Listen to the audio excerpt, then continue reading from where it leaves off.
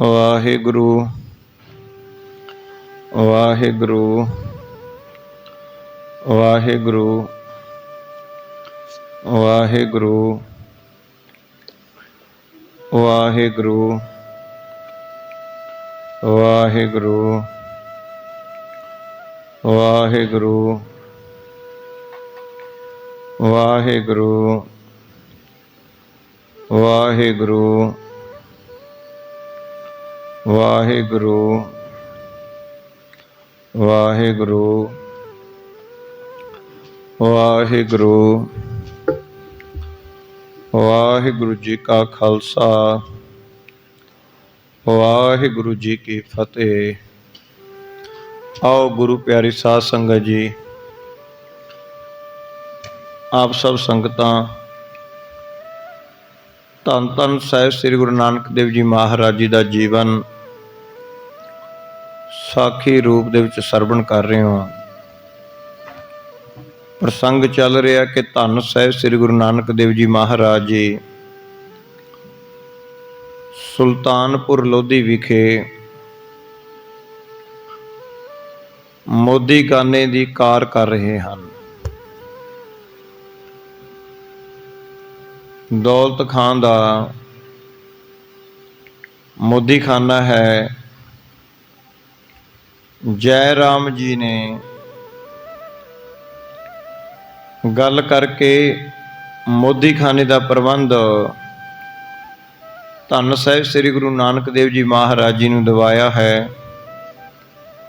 1000 रुपये की पेशकश लैके मोदी खाने दे विच कपड़ा, चौल, चीनी, मिसरी जो कि गृहस्थी परिवार दियां खाण पीण दियां जरूरी दियां वस्तुआं हन, वो सारियां मोदी खाने दे विच रखियां गईयां।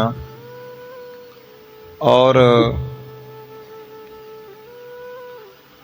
जो भी कोई आउंदा है, गरीब आवे अमीर आवे, जो भी वस्तु मंगदा है, धन साहिब श्री गुरु नानक देव जी महाराज जी कृपा का सदका वो मोदी खाने दे विच वस्तु हाजिर हुंदी है। उसी वस्तु दे के उन्होंने निहाल किया जाता है। जे कोई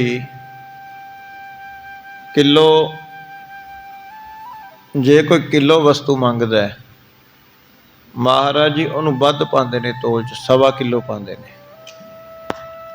सो इस तरह करके जो जो भी वस्तुआं लैन आउंदा खुश हो के जाता है। अगर जे कोई गरीब आ जाता है,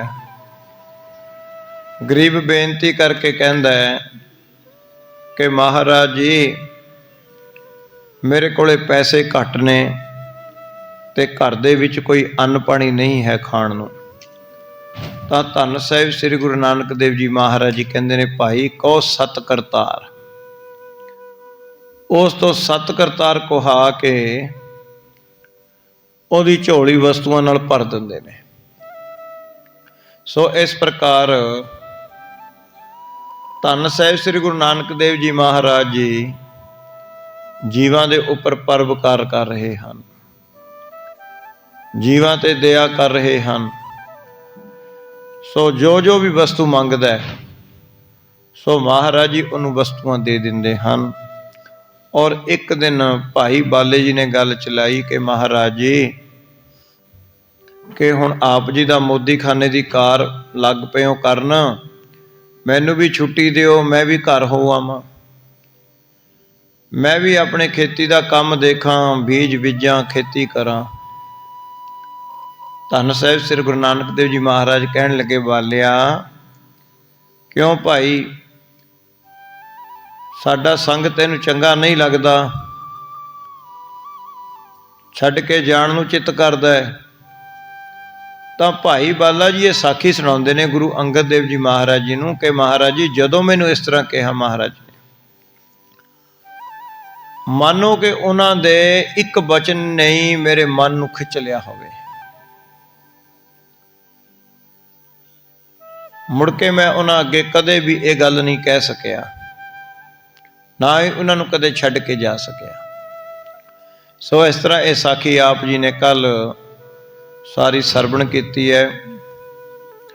आओ ਉਸ ਤੋਂ ਅੱਗੇ ਭਾਈ ਬਾਲਾ ਜੀ ਮਹਾਰਾਜ ਜੀ ਤੋਂ ਬਚਨ ਲੈਂਦਾ ਹੈ ਕਿ ਮਹਾਰਾਜ ਜੀ ਮੈਨੂੰ ਬਚਨ ਕਰੋ, ਕਦੇ ਮੇਰੇ ਤੇ ਮਾਇਆ ਨਾ ਪਵੇ, ਮੈਂ ਕਦੇ ਆਪ ਜੀ ਦਾ ਆਖਾਂ, ਐਸਾ ਨਾ ਹੋਵੇ ਮੈਂ ਕਦੇ ਵੀ ਆਪ ਜੀ ਦਾ ਕਹਿਣਾ ਨਾ ਮੋੜਾਂ, ਅਵੱਗਿਆ ਨਾ ਮੇਰੇ ਤੋਂ ਕਦੇ ਵੀ ਹੋਵੇ, ਸਦਾ ਆਪ ਦੇ ਅਨੁਸਾਰ ਹੀ ਰਵਾਂ। ਮਹਾਰਾਜ ਜੀ ਨੇ ਵਰ ਦਿੱਤਾ, ਕਹਿਣ ਲੱਗੇ ਭਾਈ ਬਾਲਿਆ ਤੈਨੂੰ ਕਰਤਾਰ ਚਿੱਤ ਆਵੇ, ਤੂੰ ਕਦੇ ਭੁੱਲੇ ਨਹੀਂ। ਇਸ ਤਰ੍ਹਾਂ ਮਹਾਰਾਜ ਜੀ ਨੇ ਬਚਨ ਕਹੇ। ਸੋ ਆਓ ਇੱਥੋਂ ਹੁਣ ਸਾਖੀ ਆਰੰਭ ਹੋਵੇਗੀ ਕਿ ਧੰਨ ਸਾਹਿਬ ਸ੍ਰੀ ਗੁਰੂ ਨਾਨਕ ਦੇਵ ਜੀ ਮਹਾਰਾਜ ਜੀ ਦੇ ਨਾਲ ਭਾਈ ਬਾਲਾ ਜੀ ਗੱਲ ਕਰ ਰਹੇ ਹਨ, ਬੇਨਤੀ ਕਰਦੇ ਨੇ ਮਹਾਰਾਜ ਮੇਰੇ ਤੇ ਕਿਰਪਾ ਕਰਨੀ। ਇੱਥੋਂ ਤੱਕ ਆਪ ਜੀ ਨੇ ਕੱਲ ਇਤਿਹਾਸ ਸਰਵਣ ਕੀਤਾ ਸੀ। ਆਓ ਆਪਾਂ ਪ੍ਰੇਮ ਦੇ ਨਾਲ ਸਾਖੀ ਆਪਾਂ ਸਰਵਣ ਕਰੀਏ। ਹਾਂਜੀ। ਸੋਰਠਾ ਮੈਂ ਬੋਲਿਓ ਕਰ ਬੰਦ, ਤੁਮ ਰਜਾਏ ਮਾਨੋ ਸਦਾ। ਤਾਂ ਭਾਈ ਬਾਲਾ ਜੀ ਕਹਿਣ ਲੱਗੇ ਕਿ ਹੈ ਗੁਰੂ ਅੰਗਦ ਦੇਵ ਜੀ, ਮੈਂ ਧੰਨ ਸਾਹਿਬ ਸ੍ਰੀ ਗੁਰੂ ਨਾਨਕ ਦੇਵ ਜੀ ਮਹਾਰਾਜ ਅੱਗੇ ਹੱਥ ਜੋੜ ਕੇ ਕਿਹਾ ਕਿ ਹੈ ਸਤਿਗੁਰੂ ਜੀ, ਹੈ ਮੁਕਤੀ ਤੇ ਦਾਤੇ, ਮੈਨੂੰ ਇੱਕ ਵਰ ਦੇਵੋ, ਮੇਰੇ ਤੇ ਇੱਕ ਕਿਰਪਾ ਕਰੋ। ਇਹ ਬਰ ਦੇਹੋ ਮੁਕੰਦ, ਭੂਲ ਨ ਪ੍ਰਤਿਕੂਲੋਂ ਕਦਾ। ਕਿ ਮੇਰੀ ਮਤ ਸਦਾ ਹੀ ਤੁਹਾਡੇ ਅਨੁਸਾਰ ਰਵੇ, ਮੇਰੀ ਬੁੱਧੀ ਕਦੇ ਆਪ ਤੋਂ ਉਲਟ ਨਾ ਚੱਲੇ, ਮੇਰੇ ਅੰਦਰ ਸ਼ਰਧਾ ਵਿਸ਼ਵਾਸ ਬਣਿਆ ਰਹੇ, ਮੈਂ ਕਦੇ ਵੀ ਆਪ ਦੇ ਹੁਕਮ ਦੀ ਅਬਦੁੱਲੀ ਨਾ ਕਰਾਂ, ਸਦਾ ਹੀ ਆਪ ਦੇ ਬਚਨਾਂ ਤੇ ਮੈਨੂੰ ਭਰੋਸਾ ਰਹੇ, ਸ਼ਰਧਾ ਵਿਸ਼ਵਾਸ ਬਣਿਆ ਰਹੇ, ਮੈਂ ਡੋਲਾ ਨਾ, ਮੇਰੇ ਅੰਦਰ ਕਦੇ ਸ਼ੰਕਾ ਨਾ ਆਵੇ, ਐਸੀ ਮੇਰੇ ਤੇ ਕਿਰਪਾ ਕਰੋ। ਬਾਲੇ ਤੂੰ ਮਮ ਮਿੱਤਰ, ਸਤ ਵਿਖੈ ਨਿਤ ਮਤ ਦ੍ਰਿੜੈ। ਧੰਨ ਸਾਹਿਬ ਸ੍ਰੀ ਗੁਰੂ ਨਾਨਕ ਦੇਵ ਜੀ ਮਹਾਰਾਜ ਜੀ ਨੇ ਇਸ ਤਰ੍ਹਾਂ ਬਾਲੇ ਦੀ ਬੇਨਤੀ ਸੁਣ ਕੇ ਨਾ ਕਹਿਣ ਲੱਗੇ ਭਾਈ ਬਾਲਿਆ ਤੂੰ ਸਾਡਾ ਮਿੱਤਰ ਹੈ, ਤੈਨੂੰ ਕਰਤਾਰ ਚਿੱਤ ਆਵੇ, ਤੇਰਾ ਮਨ ਸਦਾ ਹੀ ਪਰਮੇਸ਼ਰ ਦੇ ਨਾਲ ਜੁੜਿਆ ਰਹੇ, ਸਤ ਦਾ ਤੇਰੇ ਹਿਰਦੇ ਵਿੱਚ ਸਦਾ ਵਾਸਾ ਰਹੇ। ਇਸ ਤਰ੍ਹਾਂ ਮਹਾਰਾਜ ਜੀ ਨੇ ਬਚਨ ਕਹੇ। ਇਹ ਬਚ ਰੱਖੋ ਚਿੱਤ, ਜਨਮ ਮਰਨ ਤੇ ਮੁਕਤ ਹੈ। ਭਾਈ ਬਾਲਿਆ ਸਦਾ ਕਰਤਾਰ ਨੂੰ ਚਿੱਤ ਦੇ ਵਿੱਚ ਰੱਖ, ਸੱਚ ਦਾ ਧਾਰਨੀ ਹੋ, ਸੱਚ ਨੂੰ ਹਿਰਦੇ ਵਿੱਚ ਰੱਖੇਗਾ, ਕਰਤਾਰ ਦੇ ਨਾਮ ਨੂੰ ਆਪਣੇ ਹਿਰਦੇ ਵਿੱਚ ਪਰੋ ਕੇ ਰੱਖੇਗਾ, ਤੇਰਾ ਜਨਮ ਮਰਨ ਦਾ ਚੱਕਰ ਕੱਟਿਆ ਜਾਵੇਗਾ। ਆਸ ਸੁਨ ਪਦ ਯਾਰ ਬਿੰਦ, ਮੈਂ ਬੰਦੇ ਕਰ ਬੰਦ ਦੋ। ਤਾਂ ਇਸ ਪ੍ਰਕਾਰ ਭਾਈ ਬਾਲਾ ਕਹਿੰਦੇ ਜਦੋਂ ਮੈਨੂੰ ਧੰਨ ਗੁਰੂ ਨਾਨਕ ਦੇਵ ਜੀ ਮਹਾਰਾਜ ਜੀ ਨੇ ਇਸ ਤਰ੍ਹਾਂ ਕਿਹਾ, ਮੈਂ ਹੱਥ ਜੋੜ ਕੇ ਧੰਨ ਸਾਹਿਬ ਸ੍ਰੀ ਗੁਰੂ ਨਾਨਕ ਦੇਵ ਜੀ ਮਹਾਰਾਜ ਦੇ ਚਰਨਾਂ ਤੇ ਨਮਸਕਾਰ ਕੀਤੀ। ਕਹੈ ਜੋ ਕ੍ਰਿਤ ਬਖਸ਼ਿੰਦ, ਕਰਨ ਲਗਿਓ ਪੁਨਕਾਰ ਸੋ। ਤਾਂ ਕਹਿਣ ਲੱਗੇ ਮੈਂ ਕਿਹਾ ਜੀ ਜਿਵੇਂ ਵੀ ਹੁਕਮ ਕਰੋਗੇ, ਅੱਜ ਤੋਂ ਬਾਅਦ ਮੈਂ ਉਵੇਂ ਹੀ ਆਪ ਦਾ ਬਚਨ ਮੰਨਾਂਗਾ। ਔਰ ਉਸ ਦਿਨ ਤੋਂ ਬਾਅਦ ਭਾਈ ਬਾਲਾ ਜੀ ਕਹਿਣ ਲੱਗੇ ਜਿਵੇਂ ਜਿਵੇਂ ਮੈਨੂੰ ਗੁਰੂ ਨਾਨਕ ਪਾਤਸ਼ਾਹ ਮਹਾਰਾਜ ਜੀ ਹੁਕਮ ਕਰਦੇ, ਮੈਂ ਫਿਰ ਉਸੇ ਹੀ ਕਾਰ ਕਰਦਾ ਗਿਆ। ਅਪਰ ਥਾਨ ਤੇ ਆਣ, ਸੌਦਾ ਆਪਨ ਮੈਂ ਧਰੋਂ। ਤਾਂ ਕਹਿਣ ਲੱਗਿਆ ਹੁਣ ਮੇਰੀ ਡਿਊਟੀ ਸੀ, ਧੰਨ ਗੁਰੂ ਨਾਨਕ ਦੇਵ ਜੀ ਮਹਾਰਾਜ ਜੀ ਮੋਦੀ ਖਾਨੇ ਦੇ ਵਿੱਚ ਸੌਦਾ ਤੋਲ ਕੇ ਦੇਈ ਜਾਂਦੇ, ਤੇ ਜਿਹੜਾ ਵੀ ਸੌਦਾ ਮੁੱਕ ਜਾਂਦਾ ਮੈਂ ਬਾਹਰੋਂ ਵਪਾਰੀਆਂ ਕੋਲੋਂ ਸੌਦਾ ਲਿਆ ਕੇ ਜਾਂ ਨਵਾਬ ਦੌਲਤ ਖਾਂ ਦੇ ਭੰਡਾਰੇ ਵਿੱਚੋਂ ਲਿਆ ਕੇ ਮੋਦੀ ਖਾਨੇ ਦੇ ਵਿੱਚ ਵਸਤੂਆਂ ਲਿਆ ਕੇ ਰੱਖਦਾ, ਕੱਪੜਾ, ਥੈਲਿਆਂ ਦੇ ਥੈਲੇ ਭਰ ਕੇ, ਛੋਲਿਆਂ ਦੇ, ਦਾਲਾਂ ਦੇ, ਮਿਸਰੀ, ਗੁੜ, ਇਹ ਸਾਰੇ ਪਦਾਰਥ ਮੈਂ ਪੂਰੇ ਕਰਕੇ ਰੱਖਦਾ ਸੀ। ਆਪਨ ਕਿਦੋਂ ਨਿਦਾਨ, ਹੋਤ ਅਤੋਟ ਹੈ ਵਸਤ ਸਭ। ਤਾਂ ਇਸ ਪ੍ਰਕਾਰ ਹਾਂ ਦੁਆਰੇ ਪੜਿਆ। ਹਾਂਜੀ। ਆਪਨ ਕਿਦੋਂ ਨਿਦਾਨ, ਹੋਤ ਅਤੋਟ ਹੈ ਵਸਤ ਸਭ। ਇਸ ਪ੍ਰਕਾਰ ਭਾਈ ਬਾਲਾ ਜੀ ਕਹਿਣ ਲੱਗਿਆ ਮੋਦੀ ਖਾਨੇ ਦੀ ਉਹ ਦੁਕਾਨ ਨਾ ਰਹੀ, ਉਹ ਤਾਂ ਵੱਡਾ ਭੰਡਾਰ ਦਾ ਖਜ਼ਾਨਾ ਬਣ ਗਿਆ।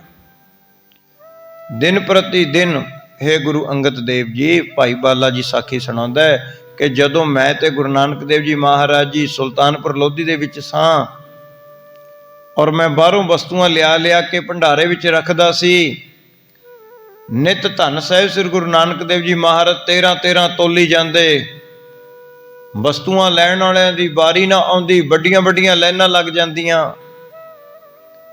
ਕਹਿਣ ਲੱਗੇ ਮੈਂ ਲਿਆ ਕੇ ਭੰਡਾਰੇ ਦੇ ਵਿੱਚ ਰੱਖੀ ਜਾਇਆ ਕਰਾਂ। ਭੰਡਾਰੇ ਵਿੱਚ ਬੜੀਆਂ ਵਸਤੂਆਂ ਇਕੱਠੀਆਂ ਹੋ ਗਈਆਂ, ਬੇਅੰਤ ਵਸਤੂਆਂ ਉੱਥੇ ਇਕੱਠੀਆਂ ਹੋ ਗਈਆਂ। ਭੰਡਾਰੇ ਵਿੱਚ ਵੱਡਾ ਭੰਡਾਰਾ ਬਣ ਗਿਆ, ਮੋਦੀ ਖਾਨਾ। ਦੋਹਰਾ ਜਾਚਕ ਕਰ ਹੈ ਜਾਚਨਾ, ਪਾਵਹਿ ਪਰਮ ਪ੍ਰਸਾਦ। ਭਾਈ ਬਾਲਾ ਕਹਿੰਦਾ, ਹੇ ਗੁਰੂ ਜੀ, ਗੁਰੂ ਅੰਗਦ ਦੇਵ ਜੀ, ਉਸ ਵੇਲੇ ਕੀ ਹੁੰਦਾ ਸੀ, ਜਿੰਨੇ ਵੀ ਕੋਈ ਲਾਈਨ ਦੇ ਵਿੱਚ ਲੱਗੀ ਹੁੰਦੀ,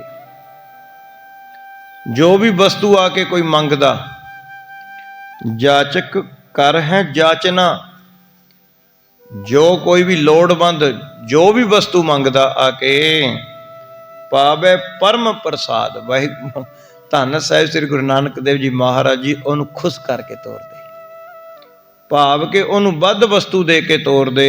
ਸੁਨ ਸੁਨ ਆਵਹਿ ਅਨੇਕ, ਪੁਨ ਦੇਵਹਿ ਸਭਨ ਅਨਾਦ। ਹੁਣ ਦੂਰ ਦਰਾਡੇ ਤੱਕ ਇਹ ਸੋਭਾ ਫੈਲ ਗਈ, ਜਿੱਥੋਂ ਤੱਕ ਇਹ ਗੱਲ ਜਾਂਦੀ ਹੈ ਵੀ ਇੱਕ ਸੁਲਤਾਨਪੁਰ ਲੋਧੀ ਦੇ ਵਿੱਚ ਜੈ ਰਾਮ ਜੀ ਦਾ ਕੋਈ ਰਿਸ਼ਤੇਦਾਰ ਹੈ। ਉਹਨੇ ਨਵਾਬ ਦੌਲਤ ਖਾਨ ਦੇ ਮੋਦੀ ਖਾਨੇ ਦੀ ਕਾਰ ਸੰਭਾਲੀ ਹੈ, ਔਰ ਸਦਾ ਹੀ ਉਹਦੇ ਮੋਦੀ ਖਾਨੇ ਅੱਗੇ ਮੂਹਰੇ ਲਾਈਨਾਂ ਲੱਗੀਆਂ ਰਹਿੰਦੀਆਂ ਨੇ, ਔਰ ਉਹਦੇ ਮੋਦੀ ਖਾਨੇ ਦੇ ਮੂਹਰੇ ਤੋਂ ਕੋਈ ਸਵਾਲੀ ਖਾਲੀ ਨਹੀਂ ਅੱਜ ਤੱਕ ਗਿਆ। ਗਰੀਬ ਅਮੀਰ, ਭੁੱਖਾ ਨੰਗਾ, ਜੋ ਵੀ ਆ ਕੇ ਕੋਈ ਸਵਾਲ ਪਾਉਂਦਾ ਹੈ ਤੇ ਐਸਾ ਮੋਦੀ ਖਾਨੇ ਦੀ ਕਾਰ ਚਲਾਉਣ ਵਾਲੇ ਨੇ ਉਹਦੀ ਉਸੇ ਭਾਵਨਾ ਪੂਰੀ ਕਰ ਦਿੰਦੇ ਨੇ। ਭੁੱਖੇ ਨੂੰ ਅੰਨ, ਨੰਗੇ ਨੂੰ ਕੱਪੜੇ, ਲੋੜਵੰਦ ਨੂੰ ਵਸਤੂਆਂ, ਕਹਿਣ ਲੱਗੇ ਨਿਹਾਲ ਕਰਕੇ ਤੋਰਦੇ ਨੇ, ਨਿਹਾਲ ਕਰਕੇ ਤੋਰਦੇ ਨੇ। ਇਸ ਤਰ੍ਹਾਂ ਸਾਰੇ ਪਾਸੇ ਇਹ ਸੋਭਾ ਫੈਲ ਗਈ। ਅਸਨਹੀਨ ਬਸਨੰ ਨਗਨ, ਕਰਤ ਅਰਥ ਨਾ ਜਾਣ। ਅਸਨਹੀਨ, ਜੇ ਕੋਈ ਭੋਜਨ ਤੋਂ ਭੁੱਖਾ ਹੋਵੇ, ਬਸਨੰ ਨਗਨ, ਤੇ ਕੱਪੜਿਆਂ ਤੋਂ ਨੰਗਾ ਹੋਵੇ, ਕਰਤ ਅਰਥ ਨਾ ਜਾਣ, ਤਾਂ ਮਹਾਰਾਜ ਜੀ ਉਹਨੂੰ ਖਾਲੀ ਹੱਥ ਨਹੀਂ ਸੀ ਜਾਣ ਦਿੰਦੇ, ਖਾਲੀ ਹੱਥ ਨਹੀਂ ਸੀ ਜਾਣ ਦਿੰਦੇ। ਤੇ ਧੰਨ ਸਾਹਿਬ ਸ੍ਰੀ ਗੁਰੂ ਨਾਨਕ ਦੇਵ ਜੀ ਮਹਾਰਾਜ ਜੀ ਭੁੱਖੇ ਨੂੰ ਭੋਜਨ, ਨੰਗੇ ਨੂੰ ਵਸਤਰ, ਤੇ ਜੋ ਕੁਝ ਵੀ ਕੋਈ ਮੰਗਦਾ ਉਹਨੂੰ ਉਹੋ ਜਿਹੀ ਵਸਤੂ ਦੇ ਕੇ ਤੋਰਦੇ, ਨਿਹਾਲ ਕਰਕੇ ਤੋਰਦੇ, ਖੁਸ਼ ਕਰਕੇ ਤੋਰਦੇ ਮਹਾਰਾਜ ਜੀ। ਛੂਛਾ ਬਾਹਰ ਨ ਜਾਵਈ, ਆਵਦ ਜੋ ਪਾਨ।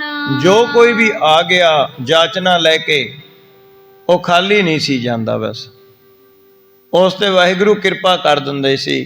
ਧੰਨ ਸਾਹਿਬ ਸ੍ਰੀ ਗੁਰੂ ਨਾਨਕ ਦੇਵ ਜੀ ਮਹਾਰਾਜ ਜੀ ਉਹ ਤੇ ਦਇਆ ਕਰ ਦਿੰਦੇ ਸੀ। ਸਵਇਆ ਦੌਲਤ ਖਾਨ ਕੋ ਥੋਰੋ ਉਠਾਵਨ।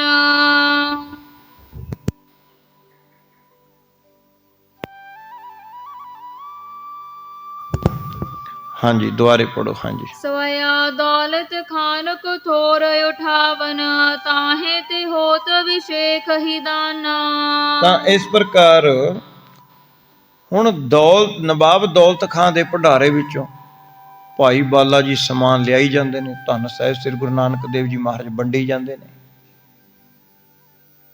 ਭਾਈ ਬਾਲਾ ਜੀ ਸਮਾਨ ਲਿਆਈ ਜਾਂਦਾ ਦੌਲਤ ਖਾਂ ਦੇ ਭੰਡਾਰੇ ਚੋਂ, ਤੇ ਧੰਨ ਸ੍ਰੀ ਗੁਰੂ ਨਾਨਕ ਦੇਵ ਜੀ ਮਹਾਰਾਜ ਜੀ ਵੰਡੀ ਜਾਂਦੇ ਨੇ।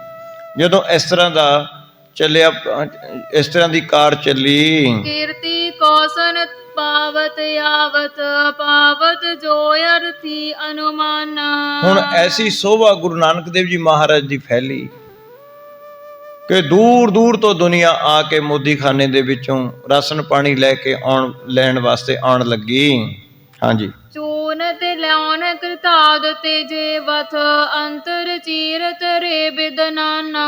ਹੁਣ ਆਟਾ, ਲੂਣ, ਘਿਓ, ਕਈ ਖਾਣ ਵਾਲੀਆਂ ਵਸਤੂਆਂ, ਪਹਿਨਣ ਵਾਲੇ ਕੱਪੜੇ, ਜਿਸ ਚੀਜ਼ ਦੀ ਵੀ ਕਿਸੇ ਨੂੰ ਲੋੜ ਹੁੰਦੀ ਉਹ ਆ ਕੇ ਮੋਦੀ ਖਾਨੇ ਦੇ ਮੂਹਰੇ ਲਾਈਨ ਵਿੱਚ ਲੱਗ ਜਾਂਦਾ। ਧੰਨ ਸਾਹਿਬ ਸ੍ਰੀ ਗੁਰੂ ਨਾਨਕ ਦੇਵ ਜੀ ਮਹਾਰਾਜ ਜੀ ਉਹਨੂੰ ਨਿਹਾਲ ਕਰਕੇ ਤੋਰਦੇ। ਜਾਂ ਵਸਤੂ ਕੋ ਨਿਕਾਰ ਕੈ ਦੇਵਤ, ਸੋ ਨਾ ਘਟੈ ਉਤਨੀ ਠਹਿਰਾਨਾ।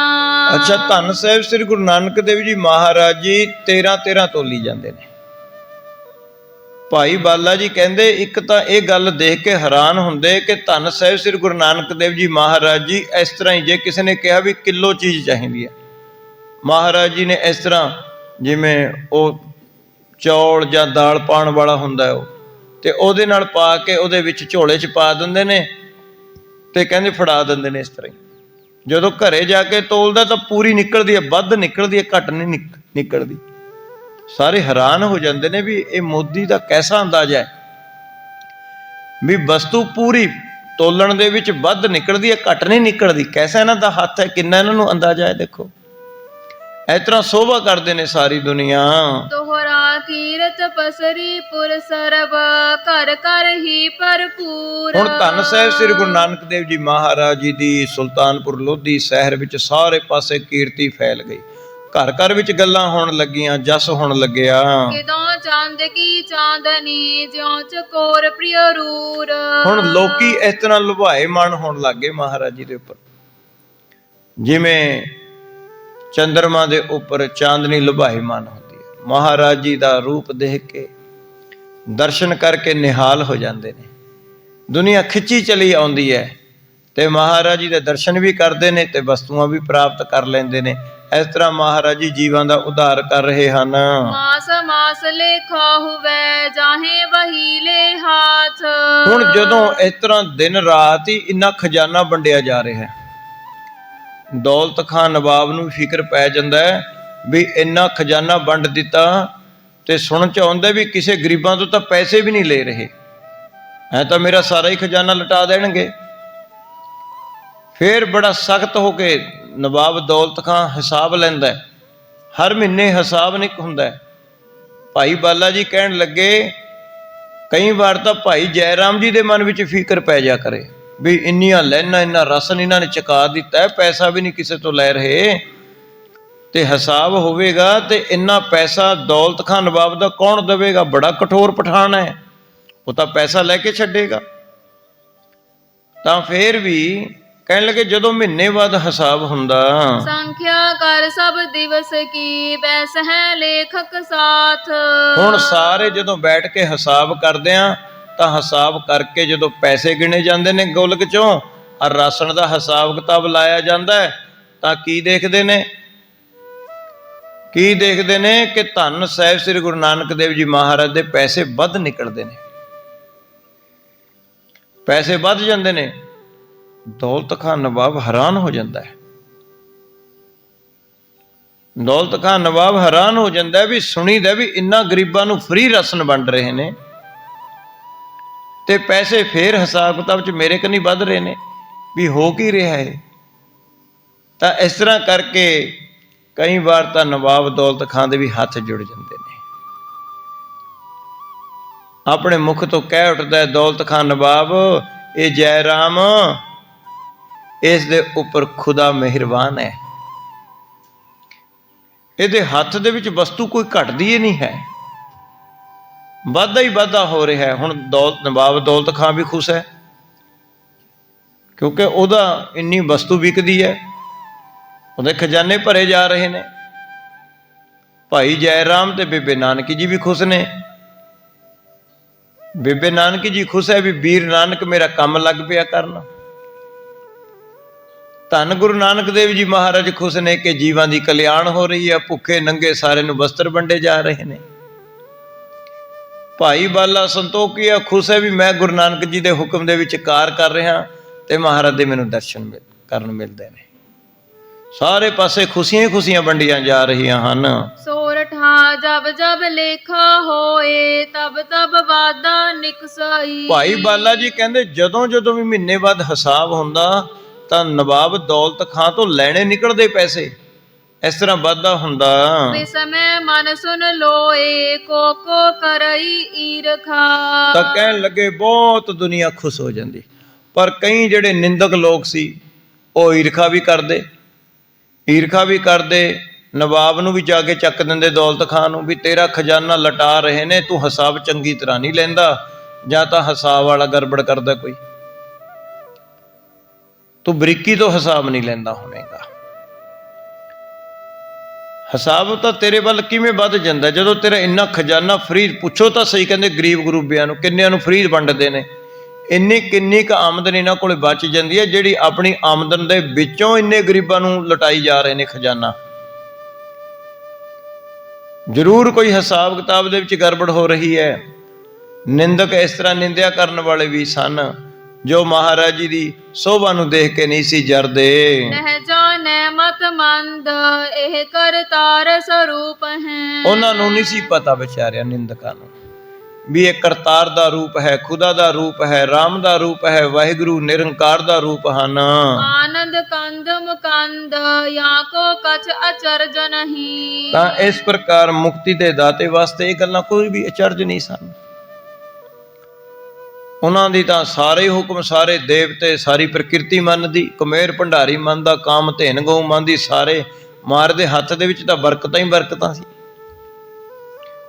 ਅੱਜ ਤਾਈਂ ਚਲੋ ਉਦੋਂ ਤਾਂ ਮਹਾਰਾਜ ਜੀ ਦੇ ਹੱਥ 'ਚ ਮਹਾਰਾਜ ਨੇ ਕਿਰਪਾ ਕਰੀ।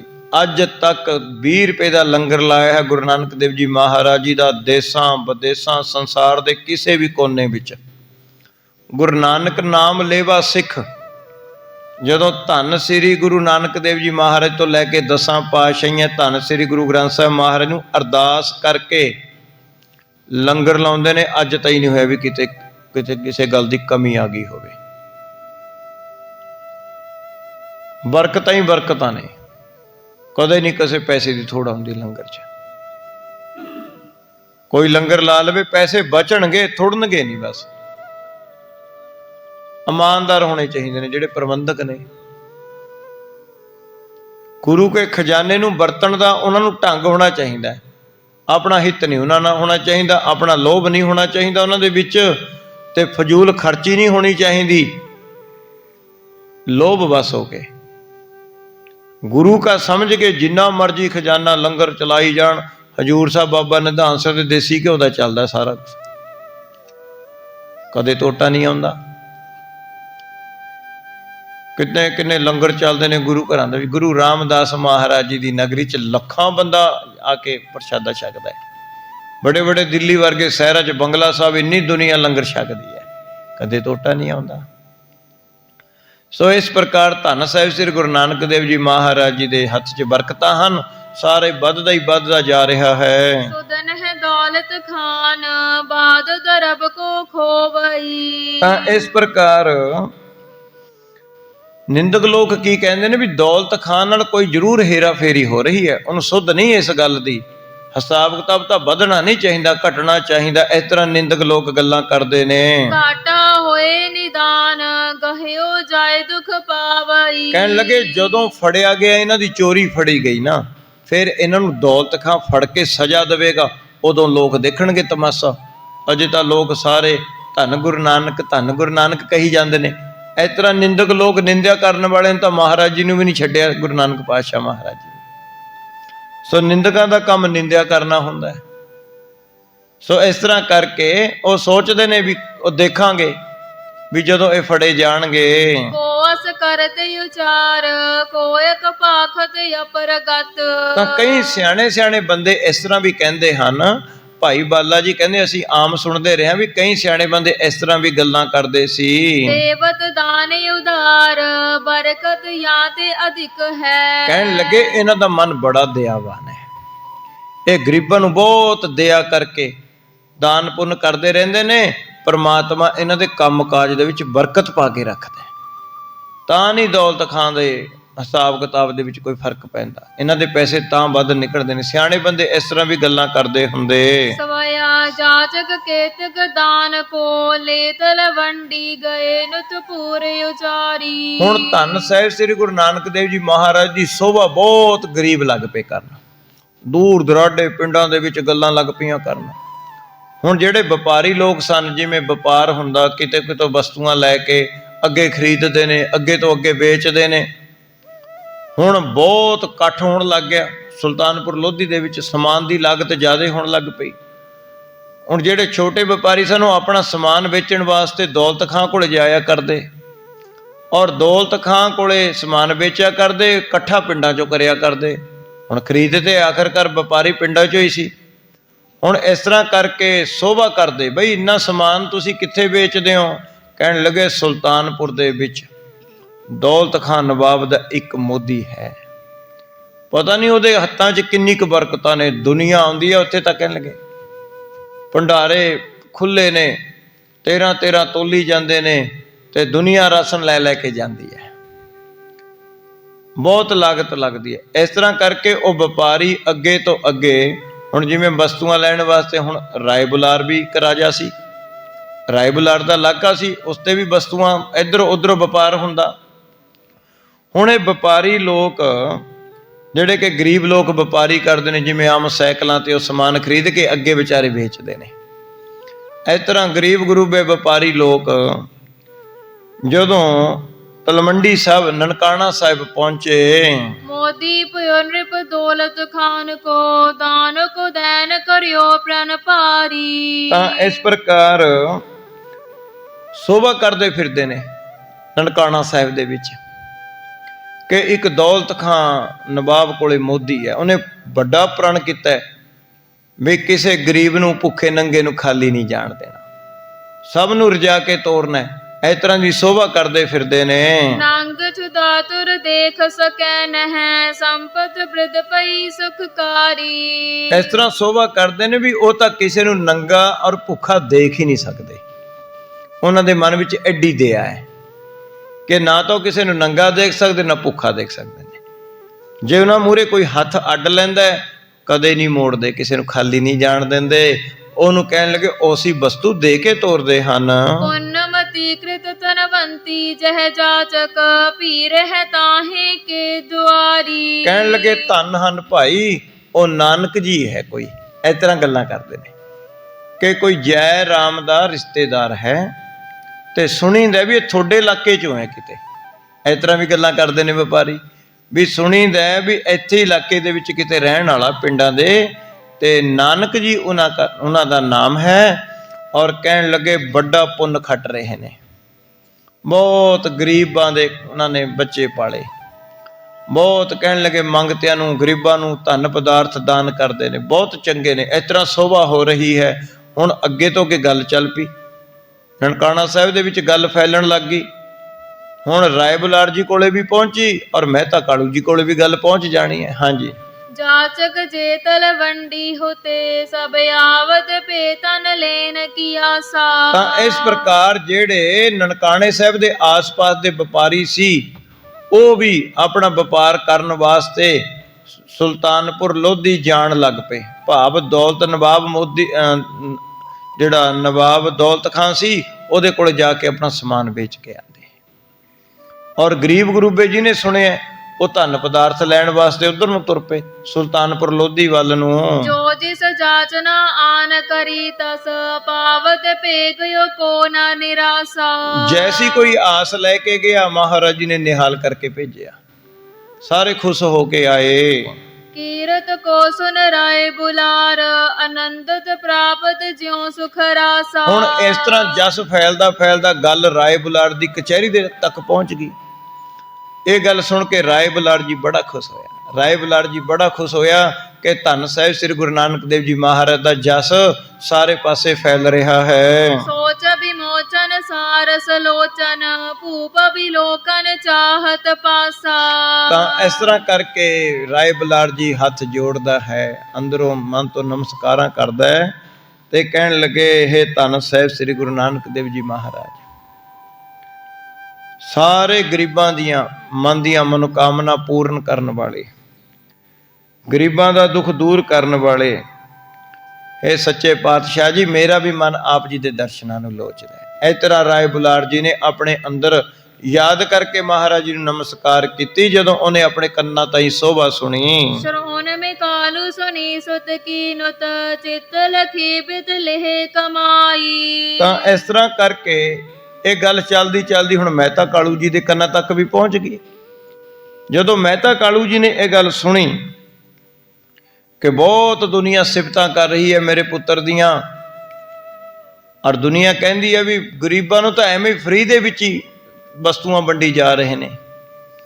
ਜਦੋਂ ਇਸ ਤਰ੍ਹਾਂ ਉਹਨਾਂ ਨੇ ਮਹਿਤਾ ਕਾਲੂ ਜੀ ਨੇ ਗੱਲ ਆਪਣੇ ਮਨ ਦੇ ਵਿੱਚ ਸੁਣੀ ਤਾਂ ਉਹ ਸਮਝ ਗਏ ਕਿ ਮੇਰਾ ਪੁੱਤਰ ਤਾਂ ਘਰ ਜਾੜ ਰਿਹਾ ਹੈ, ਦੁਨੀਆ ਤਾਂ ਖਾਣ ਪੀਣ ਦੀ ਮਾਰੀ ਸੋਭਾ ਕਰਦੀ ਹੈ। ਮਹਿਤਾ ਕਾਲੂ ਜੀ ਉਸੇ ਵੇਲੇ ਫਿਕਰਮੰਦ ਹੋ ਗਏ। ਫਿਕਰਮੰਦ ਤਾਂ ਹੋ ਗਏ ਵੀ ਇੱਥੋਂ ਤਾਂ ਥੋੜਾ ਬਹੁਤਾ ਨੁਕਸਾਨ ਮੈਂ ਭਰ ਦਿੰਦਾ ਸੀ, ਹੁਣ ਦੌਲਤ ਖਾਂ ਪਠਾਨ ਦਾ ਇੰਨਾ ਖਜ਼ਾਨਾ ਲਟਾ ਰਹੇ ਨੇ ਦਿਨ ਰਾਤ, ਇੰਨੀ ਭਰਪਾਈ ਮੈਂ ਕਿਵੇਂ ਕਰਾਂਗਾ। ਜਾਂ ਜੈ ਰਾਮ ਜੀ ਕਿਵੇਂ ਭਰਪਾਈ ਕਰ ਦੇਣਗੇ? ਇੰਨਾ ਪੈਸਾ ਪਠਾਨ ਆਦਮੀ ਹੈ, ਉਹਨੇ ਤਾਂ ਰੁਪਈਆ ਵਸੂਲ ਲੈਣਾ ਹੈ। ਬੜੇ ਫਿਕਰਮੰਦ ਹੋ ਜਾਂਦੇ ਹਨ। ਤਦ ਭਪੂਰ ਉਦਾਰ ਅਹੇ ਤਨ ਰਾਖਨ ਕੀਮਤ ਤਾਹੇ ਨ ਆਈ। ਮਨ ਵਿੱਚ ਕੀ ਸੋਚਦੇ ਨੇ? ਕਹਿਣ ਲੱਗੇ ਉਹਨਾਂ ਦੇ ਅੰਦਰ ਨਾ ਸਦਾ ਹੀ ਵਸਤੂਆਂ ਵੰਡਣ ਦੀ ਤੀਬਰ ਇੱਛਾ ਮਨ ਵਿੱਚ ਬਣੀ ਰਹਿੰਦੀ ਹੈ। ਉਹਨਾਂ ਨੂੰ ਕਹਿਣ ਲੱਗੇ ਧਨ ਪਦਾਰਥ ਸਾਂਭਣ ਦੀ ਸਮਝ ਨਹੀਂ ਹੈ ਵੀ ਪੈਸੇ ਵੀ ਜੋੜਨੇ ਹੁੰਦੇ ਨੇ। ਬਸ ਉਹਨਾਂ ਦਾ ਤਾਂ ਮਨ ਹਮੇਸ਼ਾ ਹੀ ਦਇਆਵਾਨ ਹੈ। ਮਾੜੀ ਜੀ ਗੱਲ ਤੇ ਉਹਨਾਂ ਦਾ ਮਨ ਪਿਘਲ ਜਾਂਦਾ ਹੈ ਤੇ ਗਰੀਬ ਨੂੰ ਉਸੇ ਵੇਲੇ ਵਸਤੂ ਦੇ ਦਿੰਦੇ ਨੇ। ਇਸ ਤਰ੍ਹਾਂ ਮਨ ਵਿੱਚ ਸੋਚਦੇ ਨੇ। ਮਹਿਤਾ ਕਾਲੂ ਜੀ ਹੋ ਬਜਾਏ ਕਿ ਦੇਉ ਸਿਆਣਪ ਆਨ ਹੋ ਜੇ ਤੋ ਕਿਓ ਇਕਠਾਈ। ਤਾਂ ਕਹਿਣ ਲੱਗੇ ਮਹਿਤਾ ਕਾਲੂ ਜੀ ਆਪਣੇ ਮਨ 'ਚ ਕੀ ਸੋਚਦੇ ਨੇ ਕਿ ਮੈਨੂੰ ਜਾ ਕੇ ਆਪਣੇ ਪੁੱਤਰ ਨੂੰ ਸਮਝਾਉਣਾ ਚਾਹੀਦਾ ਹੈ ਕਿ ਪੁੱਤਰ ਇਹ ਪੈਸੇ ਨੂੰ ਸਾਂਭਣਾ ਸਿੱਖ, ਇਹ ਪੈਸੇ ਨੂੰ ਇਕੱਠਾ ਕਰ ਲੈ, ਇਹ ਕੰਮ ਆਵੇਗਾ ਤੇਰੇ ਕੋਈ, ਨਹੀਂ ਤਾਂ ਸਾਰਾ ਹੀ ਧਨ ਪਦਾਰਥ ਲਟਾ ਦੇਗਾ। ਇਸ ਤਰ੍ਹਾਂ ਮਹਿਤਾ ਕਾਲੂ ਜੀ ਆਪਣੇ ਮਨ ਵਿੱਚ ਸੋਚਦੇ ਹਨ। ਐਸੇ ਵਿਚਾਰ ਕੇ ਤਿਆਰ ਪਇਓ ਮਿਲਨੇ ਹਿਤ ਜਾਵਤ ਪਾਟੀ ਗਰਾਈ। ਤਾਂ ਇਸ ਪ੍ਰਕਾਰ ਆਪਣੇ ਮਨ ਵਿੱਚ ਗੱਲ ਵਿਚਾਰ ਕੇ ਵੀ ਮੈਨੂੰ ਹੁਣ ਸੁਲਤਾਨਪੁਰ ਲੋਧੀ ਜਾਣਾ ਚਾਹੀਦਾ ਹੈ ਔਰ ਆਪਣੇ ਪੁੱਤਰ ਨਾਨਕ ਜੀ ਨੂੰ ਜਾ ਕੇ ਸਮਝਾਉਣਾ ਚਾਹੀਦਾ ਹੈ। ਇਹ ਮਨ ਵਿੱਚ ਗੱਲ ਵਿਚਾਰ ਕੇ ਜਾ ਕੇ ਮਹਿਤਾ ਕਾਲੂ ਜੀ ਪਹਿਲਾਂ ਰਾਏ ਬੁਲਾਰ ਜੀ ਕੋਲੇ ਗਏ। ਰਾਏ ਬੁਲਾਰ ਜੀ ਨੂੰ ਜਾ ਕੇ ਕਹਿਣ ਲੱਗੇ ਹੋ ਸੁਲਤਾਨਪੁਰੇ ਸੁਦਲੇਵਨ ਆਏ ਸਦੇਹੋਂ ਕਰੋ ਗਵਨਾ। ਕਿ ਮੈਨੂੰ ਛੁੱਟੀ ਚਾਹੀਦੀ ਹੈ। ਰਾਏ ਬੁਲਾਰ ਜੀ ਕਹਿੰਦੇ ਕੀ ਕਰਨਾ ਹੈ? ਕਹਿਣ ਲੱਗੇ ਜੀ ਮੇਰਾ ਜੀ ਕਰਦਾ ਮੈਂ ਆਪਣੇ ਪੁੱਤਰ ਨੂੰ ਸੁਲਤਾਨਪੁਰ ਲੋਧੀ ਜਾ ਕੇ ਮਿਲ ਕੇ ਆਵਾਂ, ਉਹਨਾਂ ਦੀ ਖਬਰਸਾਰ ਲੈਣ ਨੂੰ ਮੇਰਾ ਜੀ ਕਰਦਾ ਹੈ। ਇਸ ਤਰ੍ਹਾਂ ਕਰਕੇ ਮੈਨੂੰ ਕੁਝ ਦਿਨ ਦੀ ਛੁੱਟੀ ਚਾਹੀਦੀ ਹੈ। ਰਾਏ ਕਹੇ ਹਿਤ ਸੋ ਮਿਲੀਏ ਨਾ ਕੋ ਬੋਲ ਬਨੇ ਮੁਖ ਤੇ ਕਵਨਾ। ਹੁਣ ਰਾਏ ਬੁਲਾਰ ਸਿਆਣਾ ਸੀ, ਸਮਝ ਗਿਆ। ਰਾਏ ਬੁਲਾਰ ਸਮਝ ਗਿਆ ਵੀ ਦੁਨੀਆ ਸੋਭਾ ਕਰਦੀ ਫਿਰਦੀ ਹੈ ਤੇ ਮਹਿਤਾ ਕਾਲੂ ਜੀ ਨੂੰ ਫਿਕਰ ਪੈ ਗਿਆ। ਤਾਂ ਰਾਏ ਬੁਲਾਰ ਜੀ ਕਹਿਣ ਲੱਗੇ ਠੀਕ ਹੈ ਤੁਹਾਨੂੰ ਛੁੱਟੀ ਦੇ ਦਿੰਨੇ ਆ, ਪਰ ਇੱਕ ਗੱਲ ਸਾਡੀ ਧਿਆਨ ਦੇ ਕੇ ਸੁਣ ਲਵੋ। ਪਿਆਰ ਦੇ ਨਾਲ ਜਾ ਕੇ ਮਿਲਿਓ ਉਹਨਾਂ ਨੂੰ, ਮਤਾ ਉਹਨਾਂ ਨੂੰ ਕੋਈ ਬੋਲ ਕਬੋਲ ਬੋਲੋ, ਉੱਥੇ ਜਾ ਕੇ ਪਿਆਰ ਦੇ ਨਾਲ ਗੱਲ ਕਰਿਓ। ਇਸ ਤਰ੍ਹਾਂ ਰਾਏ ਬੁਲਾਰ ਜੀ ਨੇ ਕਿਹਾ ਮੋਦਿਸ ਤੇ ਸਿਰ ਪੈ ਕਰ ਫੇਰ ਹੋ ਪ੍ਰੀਤ ਸੋ ਕੰਠ ਕਰੋ ਲਵਨਾ। ਕਹਿਣ ਲੱਗਿਆ ਮੇਰੀ ਉਹਨਾਂ ਨੂੰ ਫਤਿਹ ਬੁਲਾਉਣਾ, ਨਮਸਕਾਰ ਕਰਨੀ। ਇਹ ਰਾਏ ਬੁਲਾਰ ਜੀ ਨੇ ਇਸ ਤਰ੍ਹਾਂ ਕਿਹਾ ਹੇ ਮਹਿਤਾ ਕਾਲੂ ਜੀ ਮੇਰੀ ਮਹਾਰਾਜ ਜੀ ਨੂੰ ਵੰਦਨਾ ਕਰਨੀ। ਤੁਸੀਂ ਜਾ ਕੇ ਪਿਆਰ ਦੇ ਨਾਲ ਉਹਨਾਂ ਦੇ ਸਿਰ ਤੇ ਉੱਪਰ ਹੱਥ ਫੇਰਨਾ, ਗਲਵੱਕੜੀ ਦੇ ਵਿੱਚ ਲੈਣਾ, ਪਿਆਰ ਦੇ ਨਾਲ ਮਿੱਠੇ ਮਿੱਠੇ ਬੋਲ ਬੋਲਿਓ ਉਹਨਾਂ ਦੇ ਨਾਲ। ਇਸ ਤਰ੍ਹਾਂ ਰਾਏ ਬੁਲਾਰ ਜੀ ਨੇ ਸਮਝਾ ਕੇ ਭੇਜਿਆ ਮਹਿਤਾ ਕਾਲੂ ਜੀ ਨੂੰ। ਸ਼੍ਰੋਣਨ ਮੈਂ ਸੁਨ ਬੰਧਨ ਕੀਨ ਮੁਕੰਦ ਪਿਤਾ ਪੁਨ ਗਾ ਭਵਨਾ। ਤਾਂ ਇਸ ਪ੍ਰਕਾਰ ਸੁਣ ਕੇ ਮਹਿਤਾ ਕਾਲੂ ਜੀ ਨੇ ਜੋ ਵੀ ਕਿਹਾ, ਰਾਏ ਬੁਲਾਰ ਨੇ ਜੋ ਵੀ ਕਿਹਾ ਮਹਿਤਾ ਕਾਲੂ ਜੀ ਨੂੰ, ਤਾਂ ਉਹਨਾਂ ਨੇ ਸੁਣ ਲਿਆ। ਸੋ ਇਸ ਤਰ੍ਹਾਂ ਕਰਕੇ ਹੁਣ ਕਹਿਣ ਲੱਗੇ ਜੀ ਮੈਨੂੰ ਆਗਿਆ।